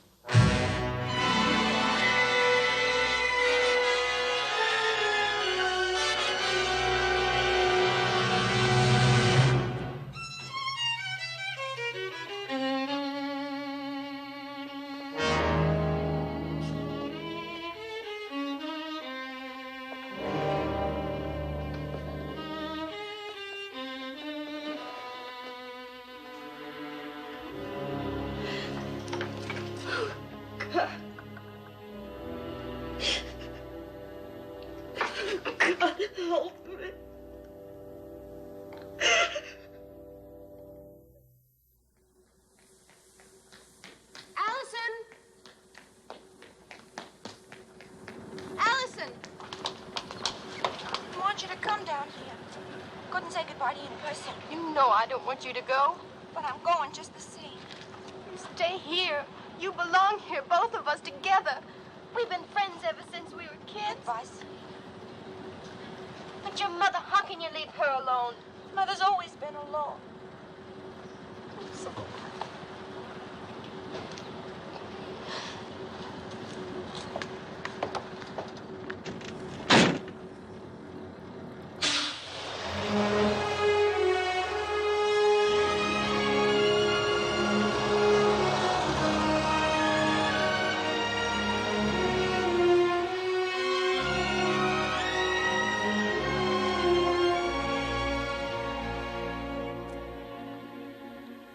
I cried all the way to New York, and my eyes were the color of the oak leaves that had started to fall back home.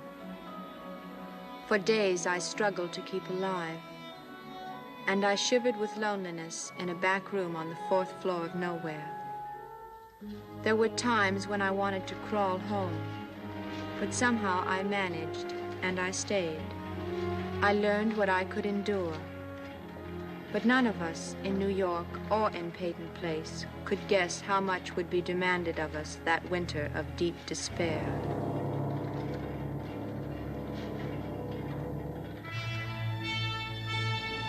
I knew families at home would be getting up on frosty mornings, driving their sons to a place of hurried goodbye. I prayed for them.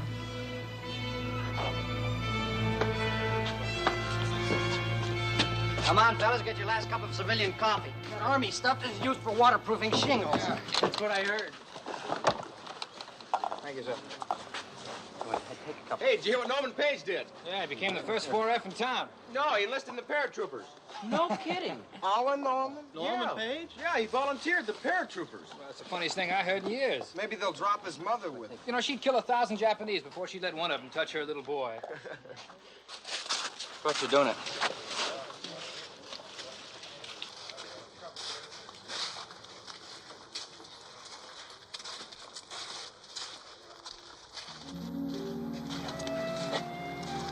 Rodney, I'm gonna cry. No, you don't. Don't say anything silly either. Betty, you don't know how glad I am that I married you. Oh, Ronnie, I hope so. Father's over there. Go say goodbye to him. Go on, go say goodbye to him. He loves you as much as I do. Go on.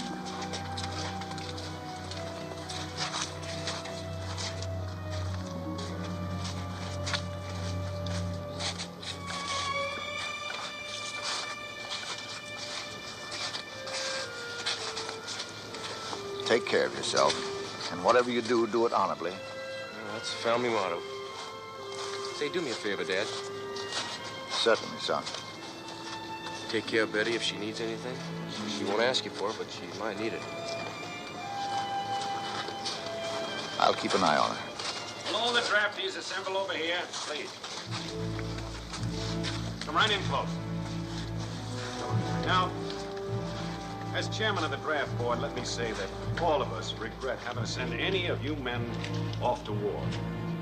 You carry our love, our devotion, and our undying gratitude. Please, try to come back safely to your homes. Now, we've prepared some gift packages. If you'll just step up here, I'll hand them out.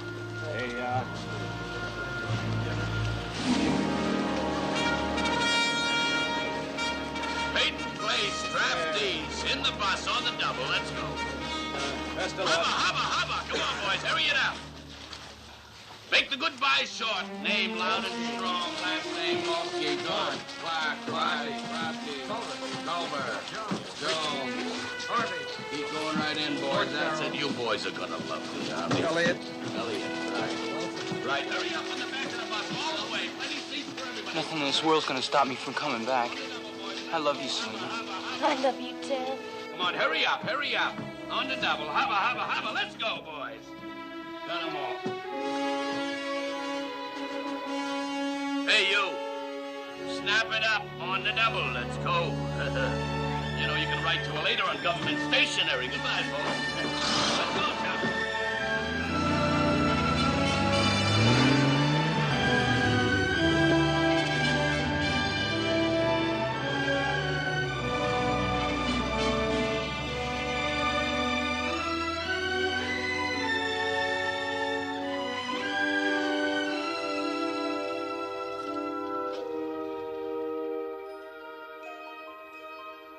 That first winter away from home, I took shape as an individual and toughened.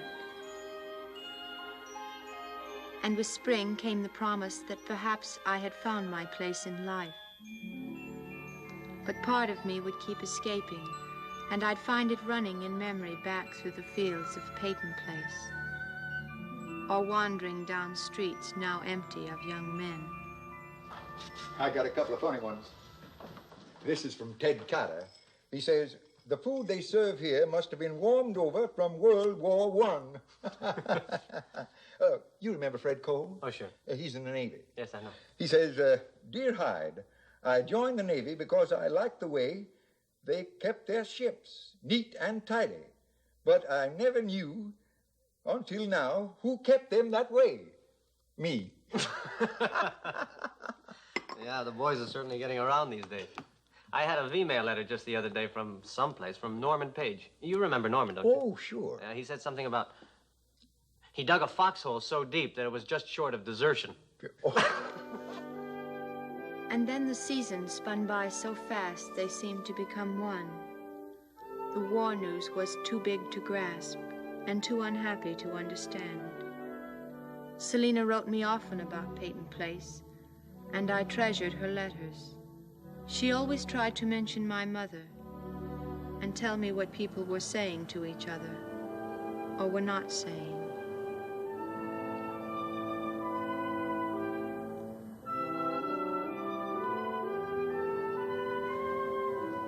Eventually, I broke the ice of my intentions and subscribed to the Peyton Place Times.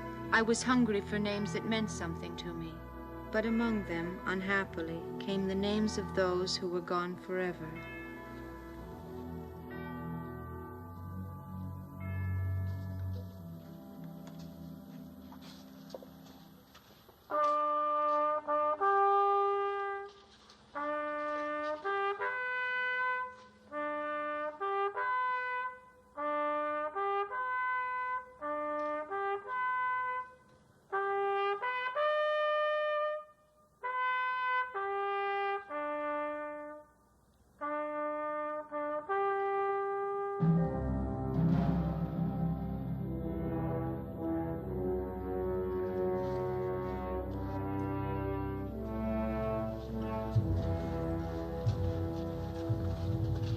Betty.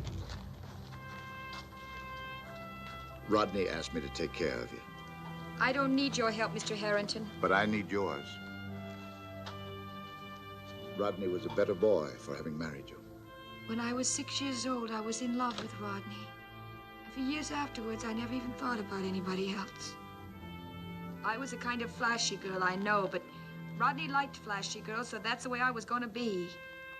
Funny thing is, Rodney always loved me as much as I loved him.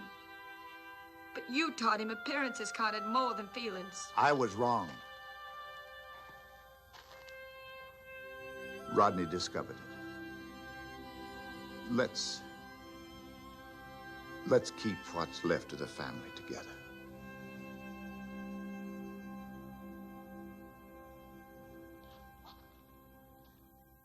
No, a little brighter one, please. Did you hear about Mr. Rossi? No, what? He's leaving town. Leaving? Well, not really leaving. They're trying to get him to be the principal of a high school in Portland. You sure? Of course I'm sure. I got it firsthand. From Mr. Rossi? No, I got it from Kathy, who got it from Betty, who got it from Miss Thornton. I suppose that's firsthand. Well, I guess we won't be able to keep him here. Gee, this is kind of nice. Can I try it on? Sure, come on.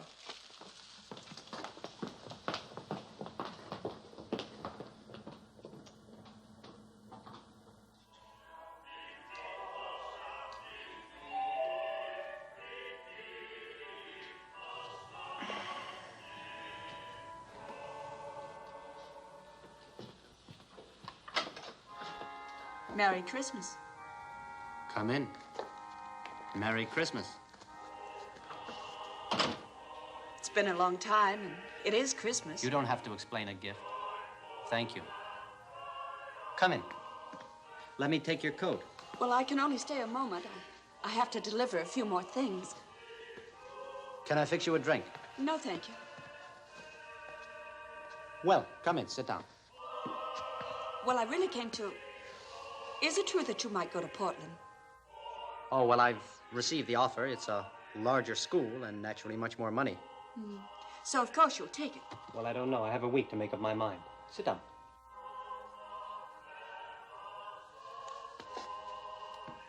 Michael. Yes? You were right. I never thought I could say it, but you were right. About what? Well, during the past months, I've been able to come to a few conclusions about myself. And what were they? Well, Michael, I've lied so long. I was everything you said, especially that night in the kitchen. I wanted you more than you could ever have wanted me. I had no right to say those things to you. Yes, you did.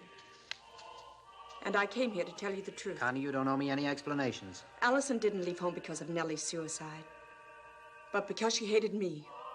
She won't answer my letters or phone calls. Why not? The night you walked out, Marion Partridge called me. She told me Allison and Norman Page were swimming. I heard about that woman and her phone calls. Well, I've always been so afraid of scandal. I believed Marion. I believed that phone call.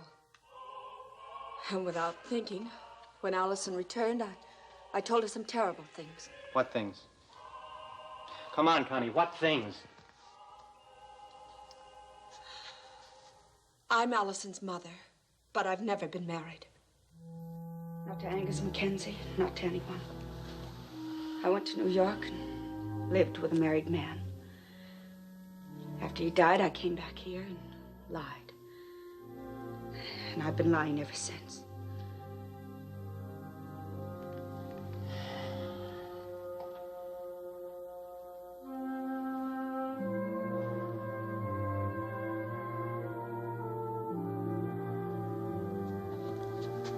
You want the truth. And when you get it, you're just like everybody else. They want anything but the truth. Connie! Connie! I told you once that the offer was always open. I told you that I'm committing myself to you all the way.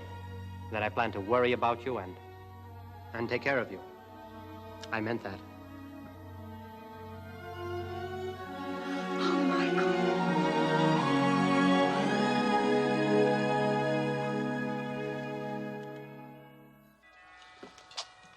How's that?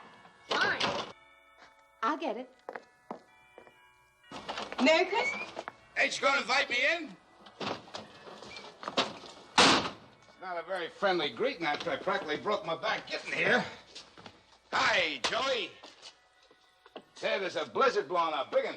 You got a drink? I'm froze. You're nowhere near froze with all you've gotten you already. See, the Navy hasn't managed to cure you of drinking. Cure me. Honey, the Navy's taught me tricks I never heard of. Say, sure made a lot of changes around here, ain't you? You bet we have, Lucas. And for a start, you can pick up your things and go. Ain't nobody gonna tell me what I can't do in my own house. This isn't your house anymore. I don't care what you did to it. This is still my place, and don't you forget it. Did you just come back here to make trouble? You heard about Ma, didn't you? Yep, heard about her. Hey, Joey, here's a quarter. Now, run along now, huh? Come on, pick it up. Pick it up, Joey. Lucas, you leave him alone. Oh, honey. Now, don't start a fight.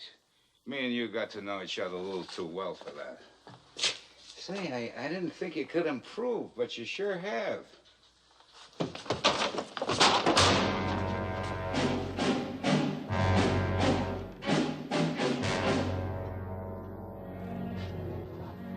Oh, it ain't like I was your real pie, you know.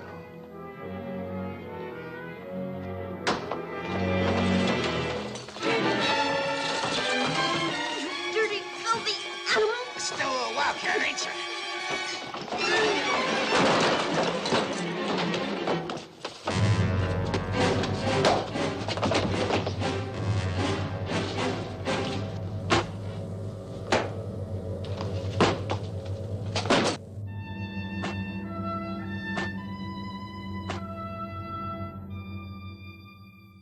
As we worship together this Easter morning, and more as we pray to him who died and rose again, that we might have life and have it more abundantly, let us remember especially those who have gone from this country and this town to live and die in far-off places for a like purpose.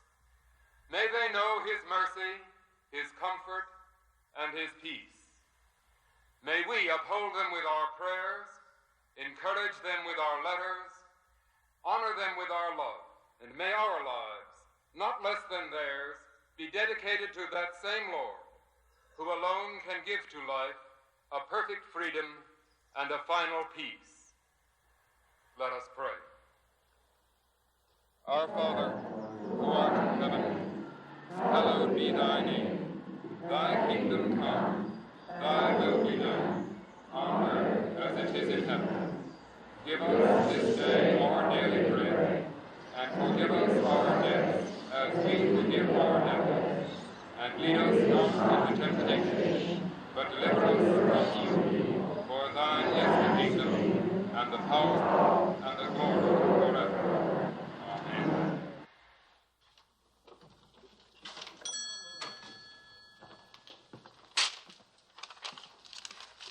Thank you. Come again.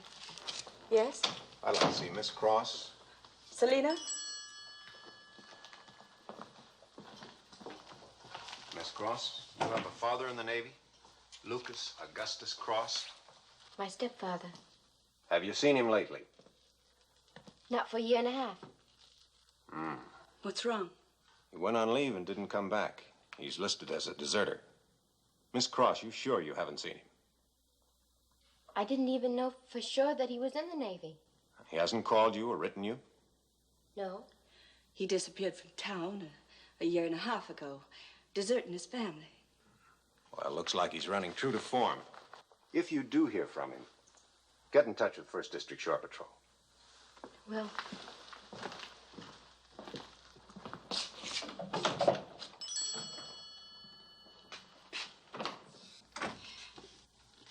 oh, Selena, don't get upset. It's not your fault they can't find him. Well, what is it? What's wrong, Selena? Miss MacKenzie, I've got to tell somebody. I can't keep it to myself any longer. Every time I go out in that yard... Well, what are you talking about? Lucas didn't desert. How do you know? Because I killed him. I killed him Christmas Eve in the shack. I don't believe it. I did. I buried him in the sheep pen.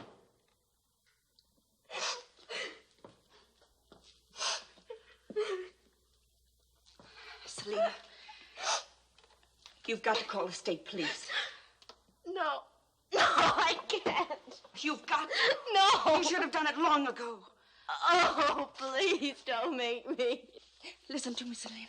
Listen. One of us has got to call. I can't. No. You must call them now. I can't.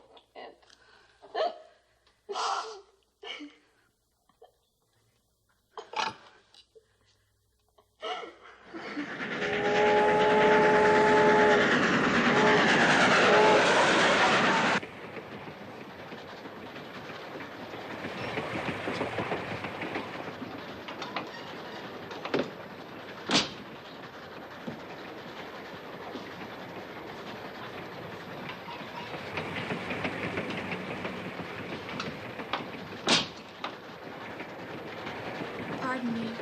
Allison. Norman. Oh, gee. What a surprise. Yeah. Hey, come here. Hey, you guys, you know... Hey, you look older, more grown up. Well, a uniform helps. And all the decorations. Yeah? Hey, what have you been doing? Living in New York. Have you been doing any writing? I remember you always liked to write. Yeah, I did some writing. Did you get any of it published? No, I got a job working for a book publisher. Huh. Hey, he didn't by any chance publish those books with the Plain Rappers, did he? Remember? No. Yes, you do, remember? You were always afraid. Yeah? And everything frightened. Uh-huh. I can't get over how wonderful you look. Really, you look great. Thanks. You know, though, you never said goodbye to me when you left Peyton Place. You never even said goodbye. I'll never forget that Labor Day, Norman. I won't either. I see you have 2 Purple Hearts. Yeah? What brings you home? Vacation? What? Haven't you heard about Selena Cross? No, what? She killed her stepfather, Lucas. Her trial starts in 2 days for murder. No. Lucas was always a bad Joe, but she always seemed to be able to put up with him. Whoever knows what anyone's able to put up with in this world. Well, that's true. Sure took me a long enough time to know a little about myself and understand Peyton Place. Cigarette? No, thanks. I'm gonna go back and try and work things out with my mother. Maybe we'll both be happier. If not, well, at least I've made the effort. You know? Mm-hmm. I always wondered why you enlisted. In the paratroopers, I mean. I don't know. I guess I wanted to get knocked off or something. But you know, as soon as I got away from my mother, I suddenly realized how wonderful life really was. And then I fought like a tiger to stay alive. I was running away from my problems. You know what I mean? Yeah, I know. Something's bothering you, isn't it? Yeah. Can I help? No, you can't. Okay. I'd rather not talk about it. All right. Hey, have you had dinner? No. No? Would you like dinner with me? Okay. Okay? Uh-huh. All right.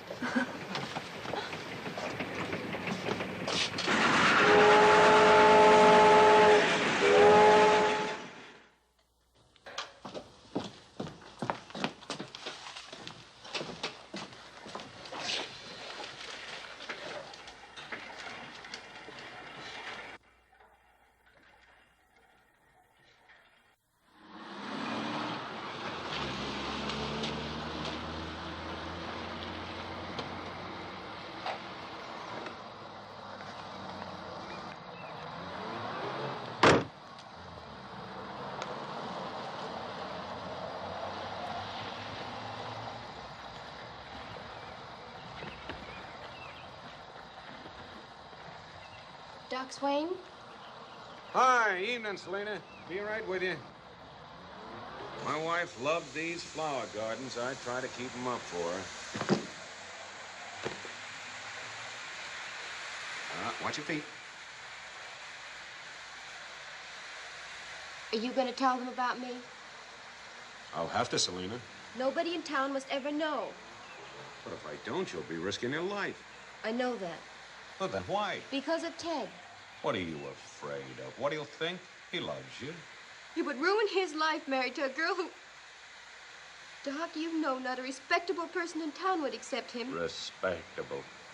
What kind of respectability are you talking about? The people with enough money to hire him as a lawyer. Look, don't you understand? We're talking about your whole life. Prison can be a kind of dying. Losing Ted would be a worse kind of dying. Besides, you mustn't get involved. Now, never mind about me. Promise me you won't tell them. Promise me. Please promise. All right, Selena. I'll promise you. Selena, you don't seem to realize you face a possible life sentence. I need more to work with, much more. There is no more.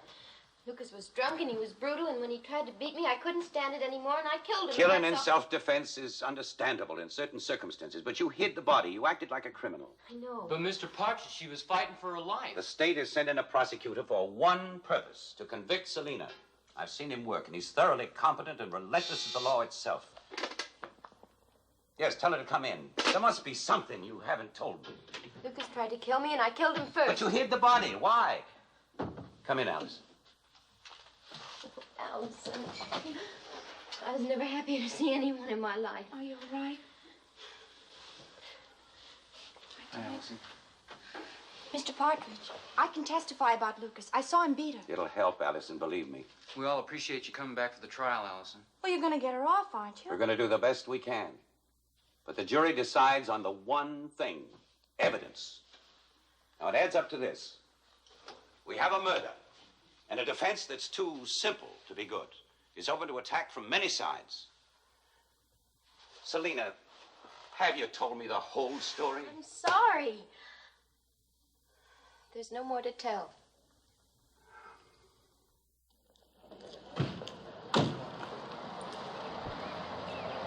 Mac,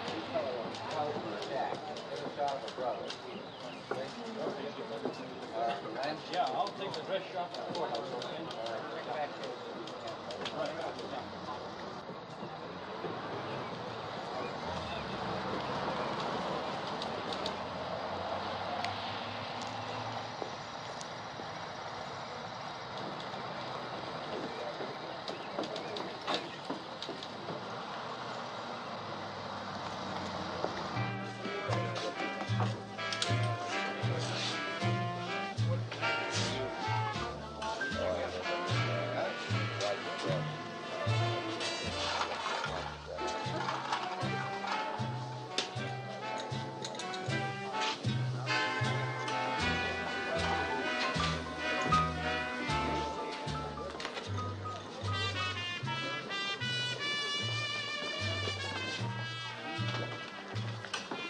Hello, Allison.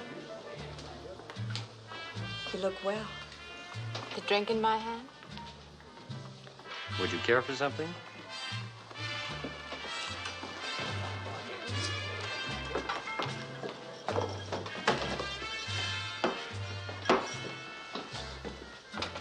I moved hoping I'd be left alone. You haven't learned, have you? Oh, yes, I have, Mother. Learn to smoke and drink, and go to bed when I want to, and kiss boys whenever the impulse sweeps over me. Allison, we all make mistakes. But if we face them truthfully, they can be overcome. Can we overcome the fact of my birth? That I'm illegitimate? I think so. With love. Thank you. And goodbye, Mother. As soon as this trial's over, I'm taking the first train out of this town. Goodbye, Mother.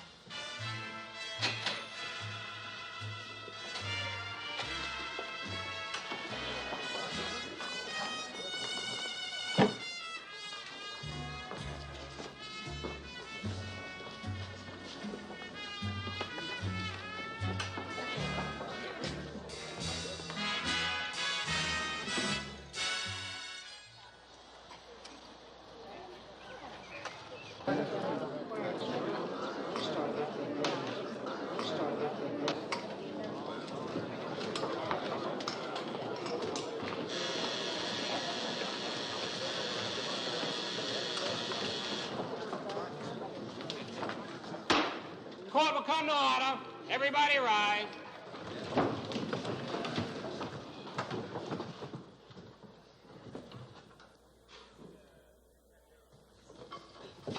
Be seated, please. The recess in the trial of the state versus Selena Cross is over. Gentlemen, you may proceed. Prosecution wishes to recall Joseph Cross to the stand.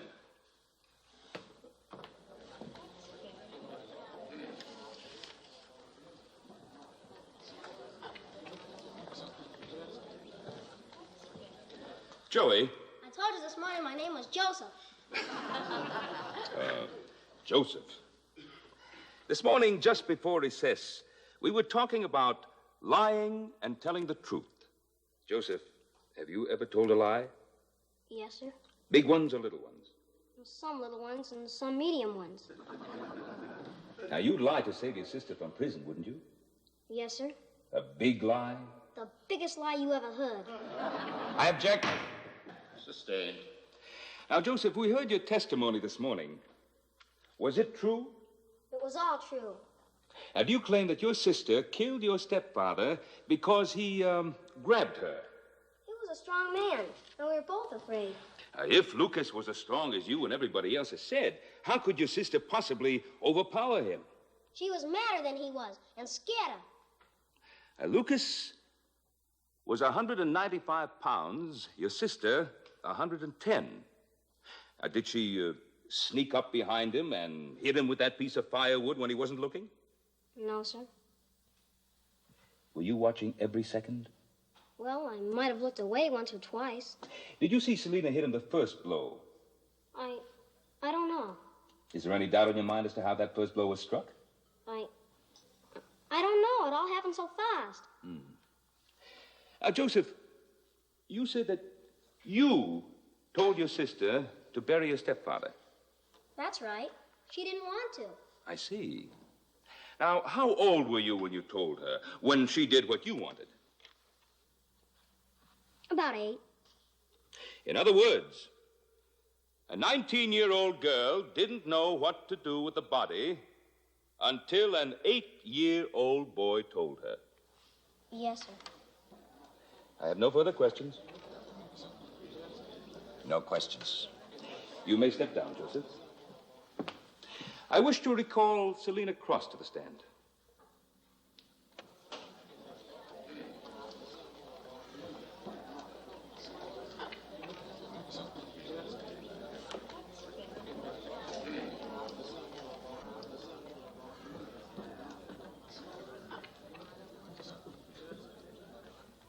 Miss Cross, yesterday you told the jury that your stepfather disappeared from home a year and a half before you killed him. Do you have any idea why he left? I'm not sure. I'd only be guessing. You hesitated. Why? I don't know. Do you know what he did during that year and a half? He was in the Navy, he said. Well, do you imply that he came home from the war, from combat duty, just to beat you up? We object, Your Honor. The defendant has implied no such thing. Sustained. Did your stepfather own the house you live in? Well, my brother and I, we fixed it up. Answer the question, please. Well, it wasn't a house when he left. Please answer the question. Yes, but it was a dirty shack and nothing else. But you had the freedom to come and go and invite boys in and answer to no one while Lucas was gone, didn't you? Didn't you? Yes, I had the freedom, but I never did. When you thought he was going to change all that, did you kill him? No! Lucas was drunk and tried to beat me. The coroner testified that Lucas Cross was unconscious from the first or second blow, so you were safe from any beating then, but you didn't stop. Why? I don't know. You kept on hitting him until you crushed all the life out of him. Why? Don't know. I couldn't stop. I couldn't stop. When you finally did kill him, why didn't you call the police? I wanted to. I was afraid. You hadn't committed any crime, defending yourself. What was there to fear from the police? I don't know. I was just afraid. You had nothing to fear. Until you hid Lucas's body, isn't that right? Yes. But the moment you buried your stepfather's body, you had a great deal to fear, didn't you? That's right. But you buried him. You must have had a reason. A powerful reason. And don't tell me it was simply because you were afraid. I was. Are you sure? That's the only reason. Fear is panic. And cleverly burying the remains of a man you've just murdered requires Objection. cold and careful thought. Objection. You knew what you were doing. I didn't. The prosecution is not cross-examining, but harassing the witness. Objection sustained. I withdraw the question. I have nothing further. Miss Cross, at all times during the quarrel which led to the death of Lucas Cross, were you in fear of bodily harm? Yes, I was.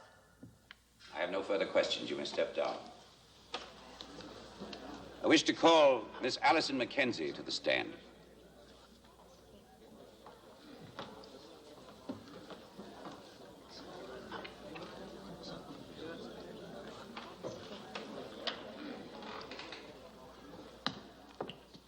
Raise your right hand. Do you swear to tell the truth, the whole truth, nothing but the truth, so help you God? Yes, Be seated.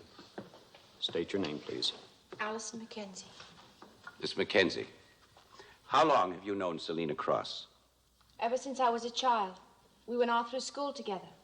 Miss Cross is my best friend.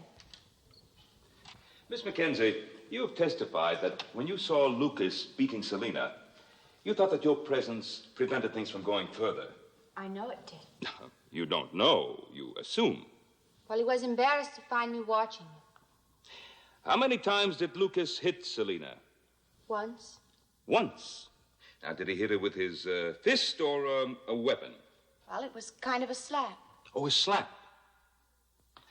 Have you ever been slapped, Miss MacKenzie? Yes? By a stranger? No. Or by a member of the family? Do I have to answer these questions? I'm sorry, but you do. By my mother. As hard a blow as Selina Cross's stepfather gave her? No. How could you tell? I don't think so. You don't really know what happened inside that house, do you? Yes, I do know. Well, first you talk about a beating, and then we find out all you're discussing is a single blow. Would you say that the arguments in the Lucas Cross household were more or less violent than any other family arguments? Objection. What is the purpose of that question? Well, the witness must define her terms if the jury in this court are to clearly understand what she means. A beating becomes one blow, a blow becomes a slap.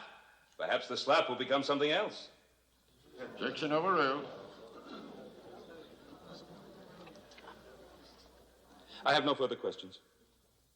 No questions, Your Honor. You may step down. The prosecution would like to call Mrs. Constance MacKenzie to the stand.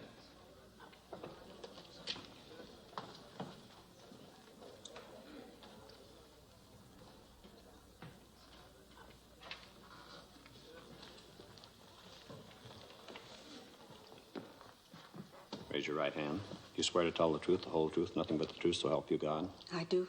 Be seated. State your name, please. Constance MacKenzie. Mrs. MacKenzie, I understand you've known the defendant a long time. Yes, since she was a baby. Did Selina ever complain that her stepfather had beaten her at any time? What? Did Selina ever complain that... Oh, no. No. Did you ever see any marks on her? Injuries? No. You knew the defendant's mother well, did you not? Nellie worked for me as a housemaid. Did she ever mention Lucas's brutality or describe any beating he'd administered? No, she said he was drunk and lazy, and he deserted her, and Mrs. MacKenzie... and she committed suicide over the kind of life that Lucas brought them to. Well, we're not concerned here with Mrs. Cross's suicide. Well, I don't see why not. There was something terribly wrong in the Cross family life. Mrs. MacKenzie, if you please... Something wrong when a woman had to raise her daughter up almost alone and trying to help her.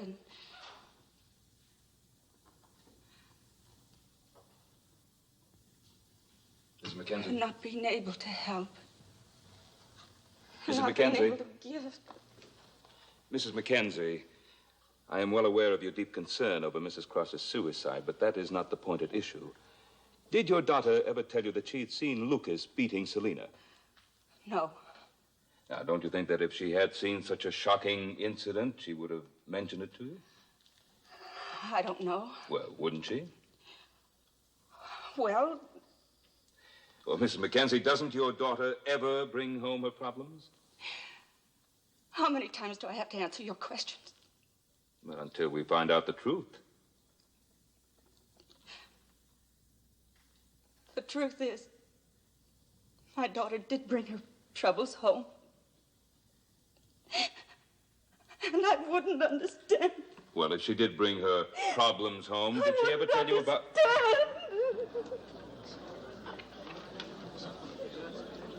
The court will adjourn for a short recess.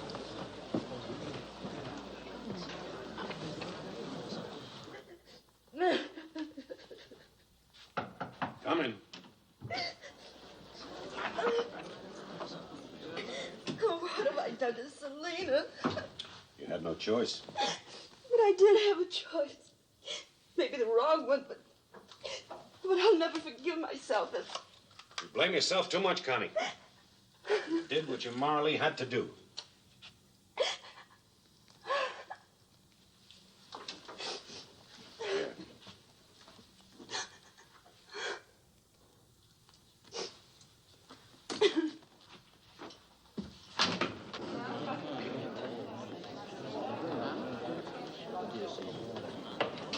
Charlie, can I speak with you?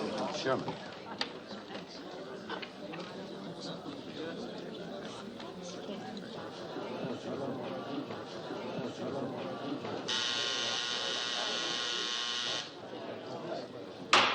Court will come to order. Remain seated, please.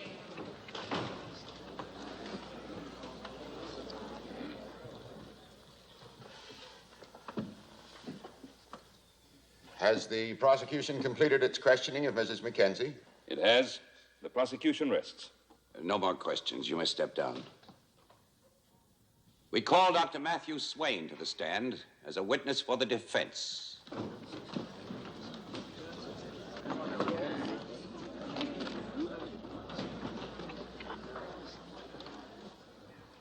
Raise your right hand. You swear to tell the truth, the whole truth, nothing but the truth, so help you God? I do. Be seated.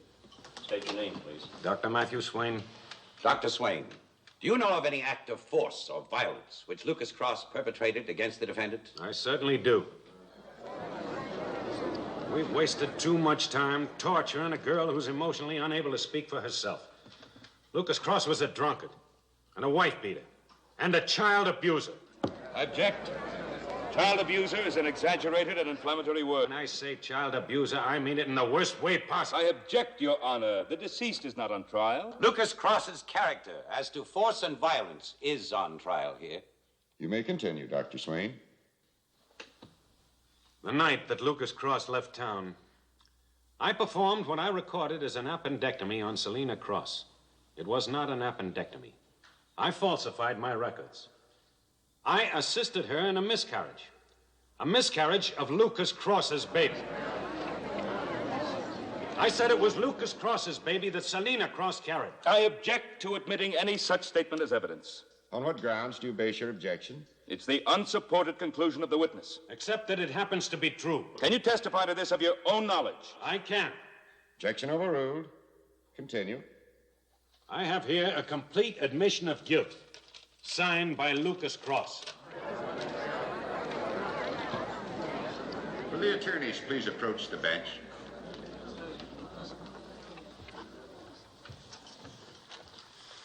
I offer Lucas Cross's confession in evidence, Your Honor. I object, Your Honor. The confession of a person who's neither a witness nor a party to the case is totally inadmissible. The prosecution may have a sound point, but I'll reserve my ruling until I've heard all of Dr. Swain's testimony. Then, if I find it inadmissible, I'll order it stricken. Dr. Swain's entire testimony is stricken from the record, Your Honor. I will rule on that when I've heard it. You will complete your statement, Dr. Swain. I'm sure that the prosecutor will see to it that the state investigates my records. And perhaps I could lose the great privilege of practicing medicine. But it's time that someone spoke up and paid whatever price is asked for the privilege of speaking. Selena killed Lucas out of fear. Fear of being forced to submit to him again. And then she hid her crime for fear of how we would react to her being assaulted by her stepfather. She couldn't trust us with the truth. Selena had no one to go to but me. She only came to me because she had to for medical reasons. She swore me to secrecy. Now I'm violating that secrecy for a bigger purpose. We're all prisoners of each other's gossip, killed by each other's whispers, and it's time it stopped. Our best young people leave as soon as they're old enough to earn the price of a bus ticket. They contribute the best part of their characters to other communities because they're stifled in Peyton Place. Your Honor, we're not interested in Dr. Swain's... Matthew Swain has come forward at considerable risk to himself, and I intend to hear him through without any further interruption. I will rule on your objection when he's finished. You'll continue, Dr. Swain. We're a small town, but we're a prosperous one, and yet we allow tar paper shacks to stand. We have half a dozen churches which most of you attend, and then don't practice the word they preach once you walk down the steps. We have a fine school that you take for granted. We have a newspaper with a most intelligent editorial page which you use for wrapping garbage. It's time you people woke up. Perhaps today is the day that you will, because there's something much bigger than the tragedy of Selena Cross on trial here. Our indifference. Our failure as a community to watch over one another, to know who needs help and to give it. Selena's been living in a prison of her own long enough, one that we helped build. I have nothing more to say, Your Honor.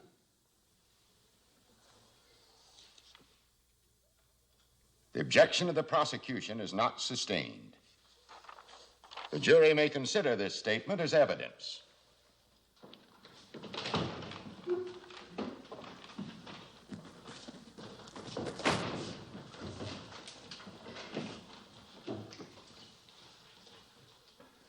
Ladies and gentlemen of the jury, have you reached a verdict? We have, Your Honor. The foreman will read the verdict. We find the defendant not guilty.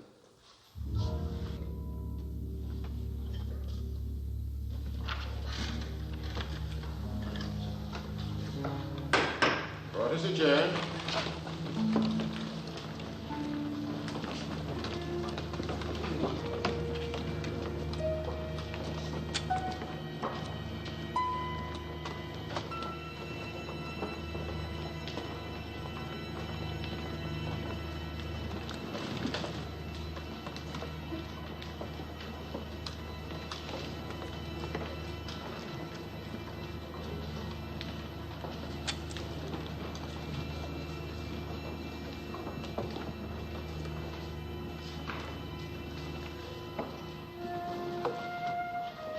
Come on, Joey.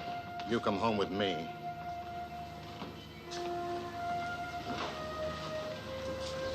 Selena, would you like to go now?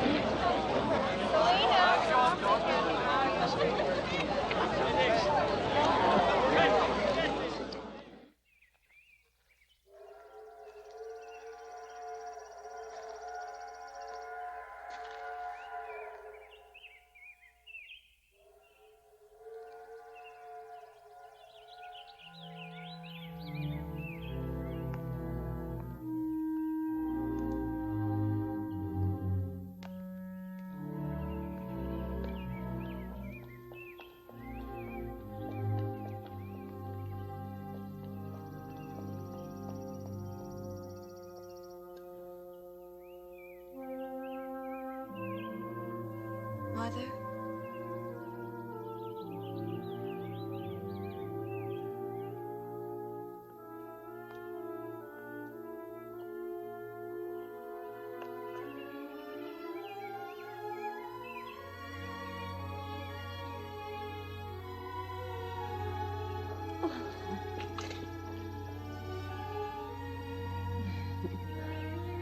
Come on, Norman.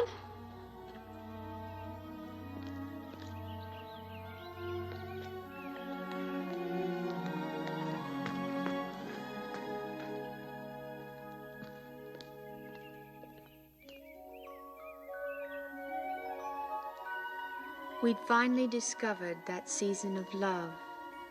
It is only found in someone else's heart. Right now, someone you know is looking everywhere for it. And it's in you.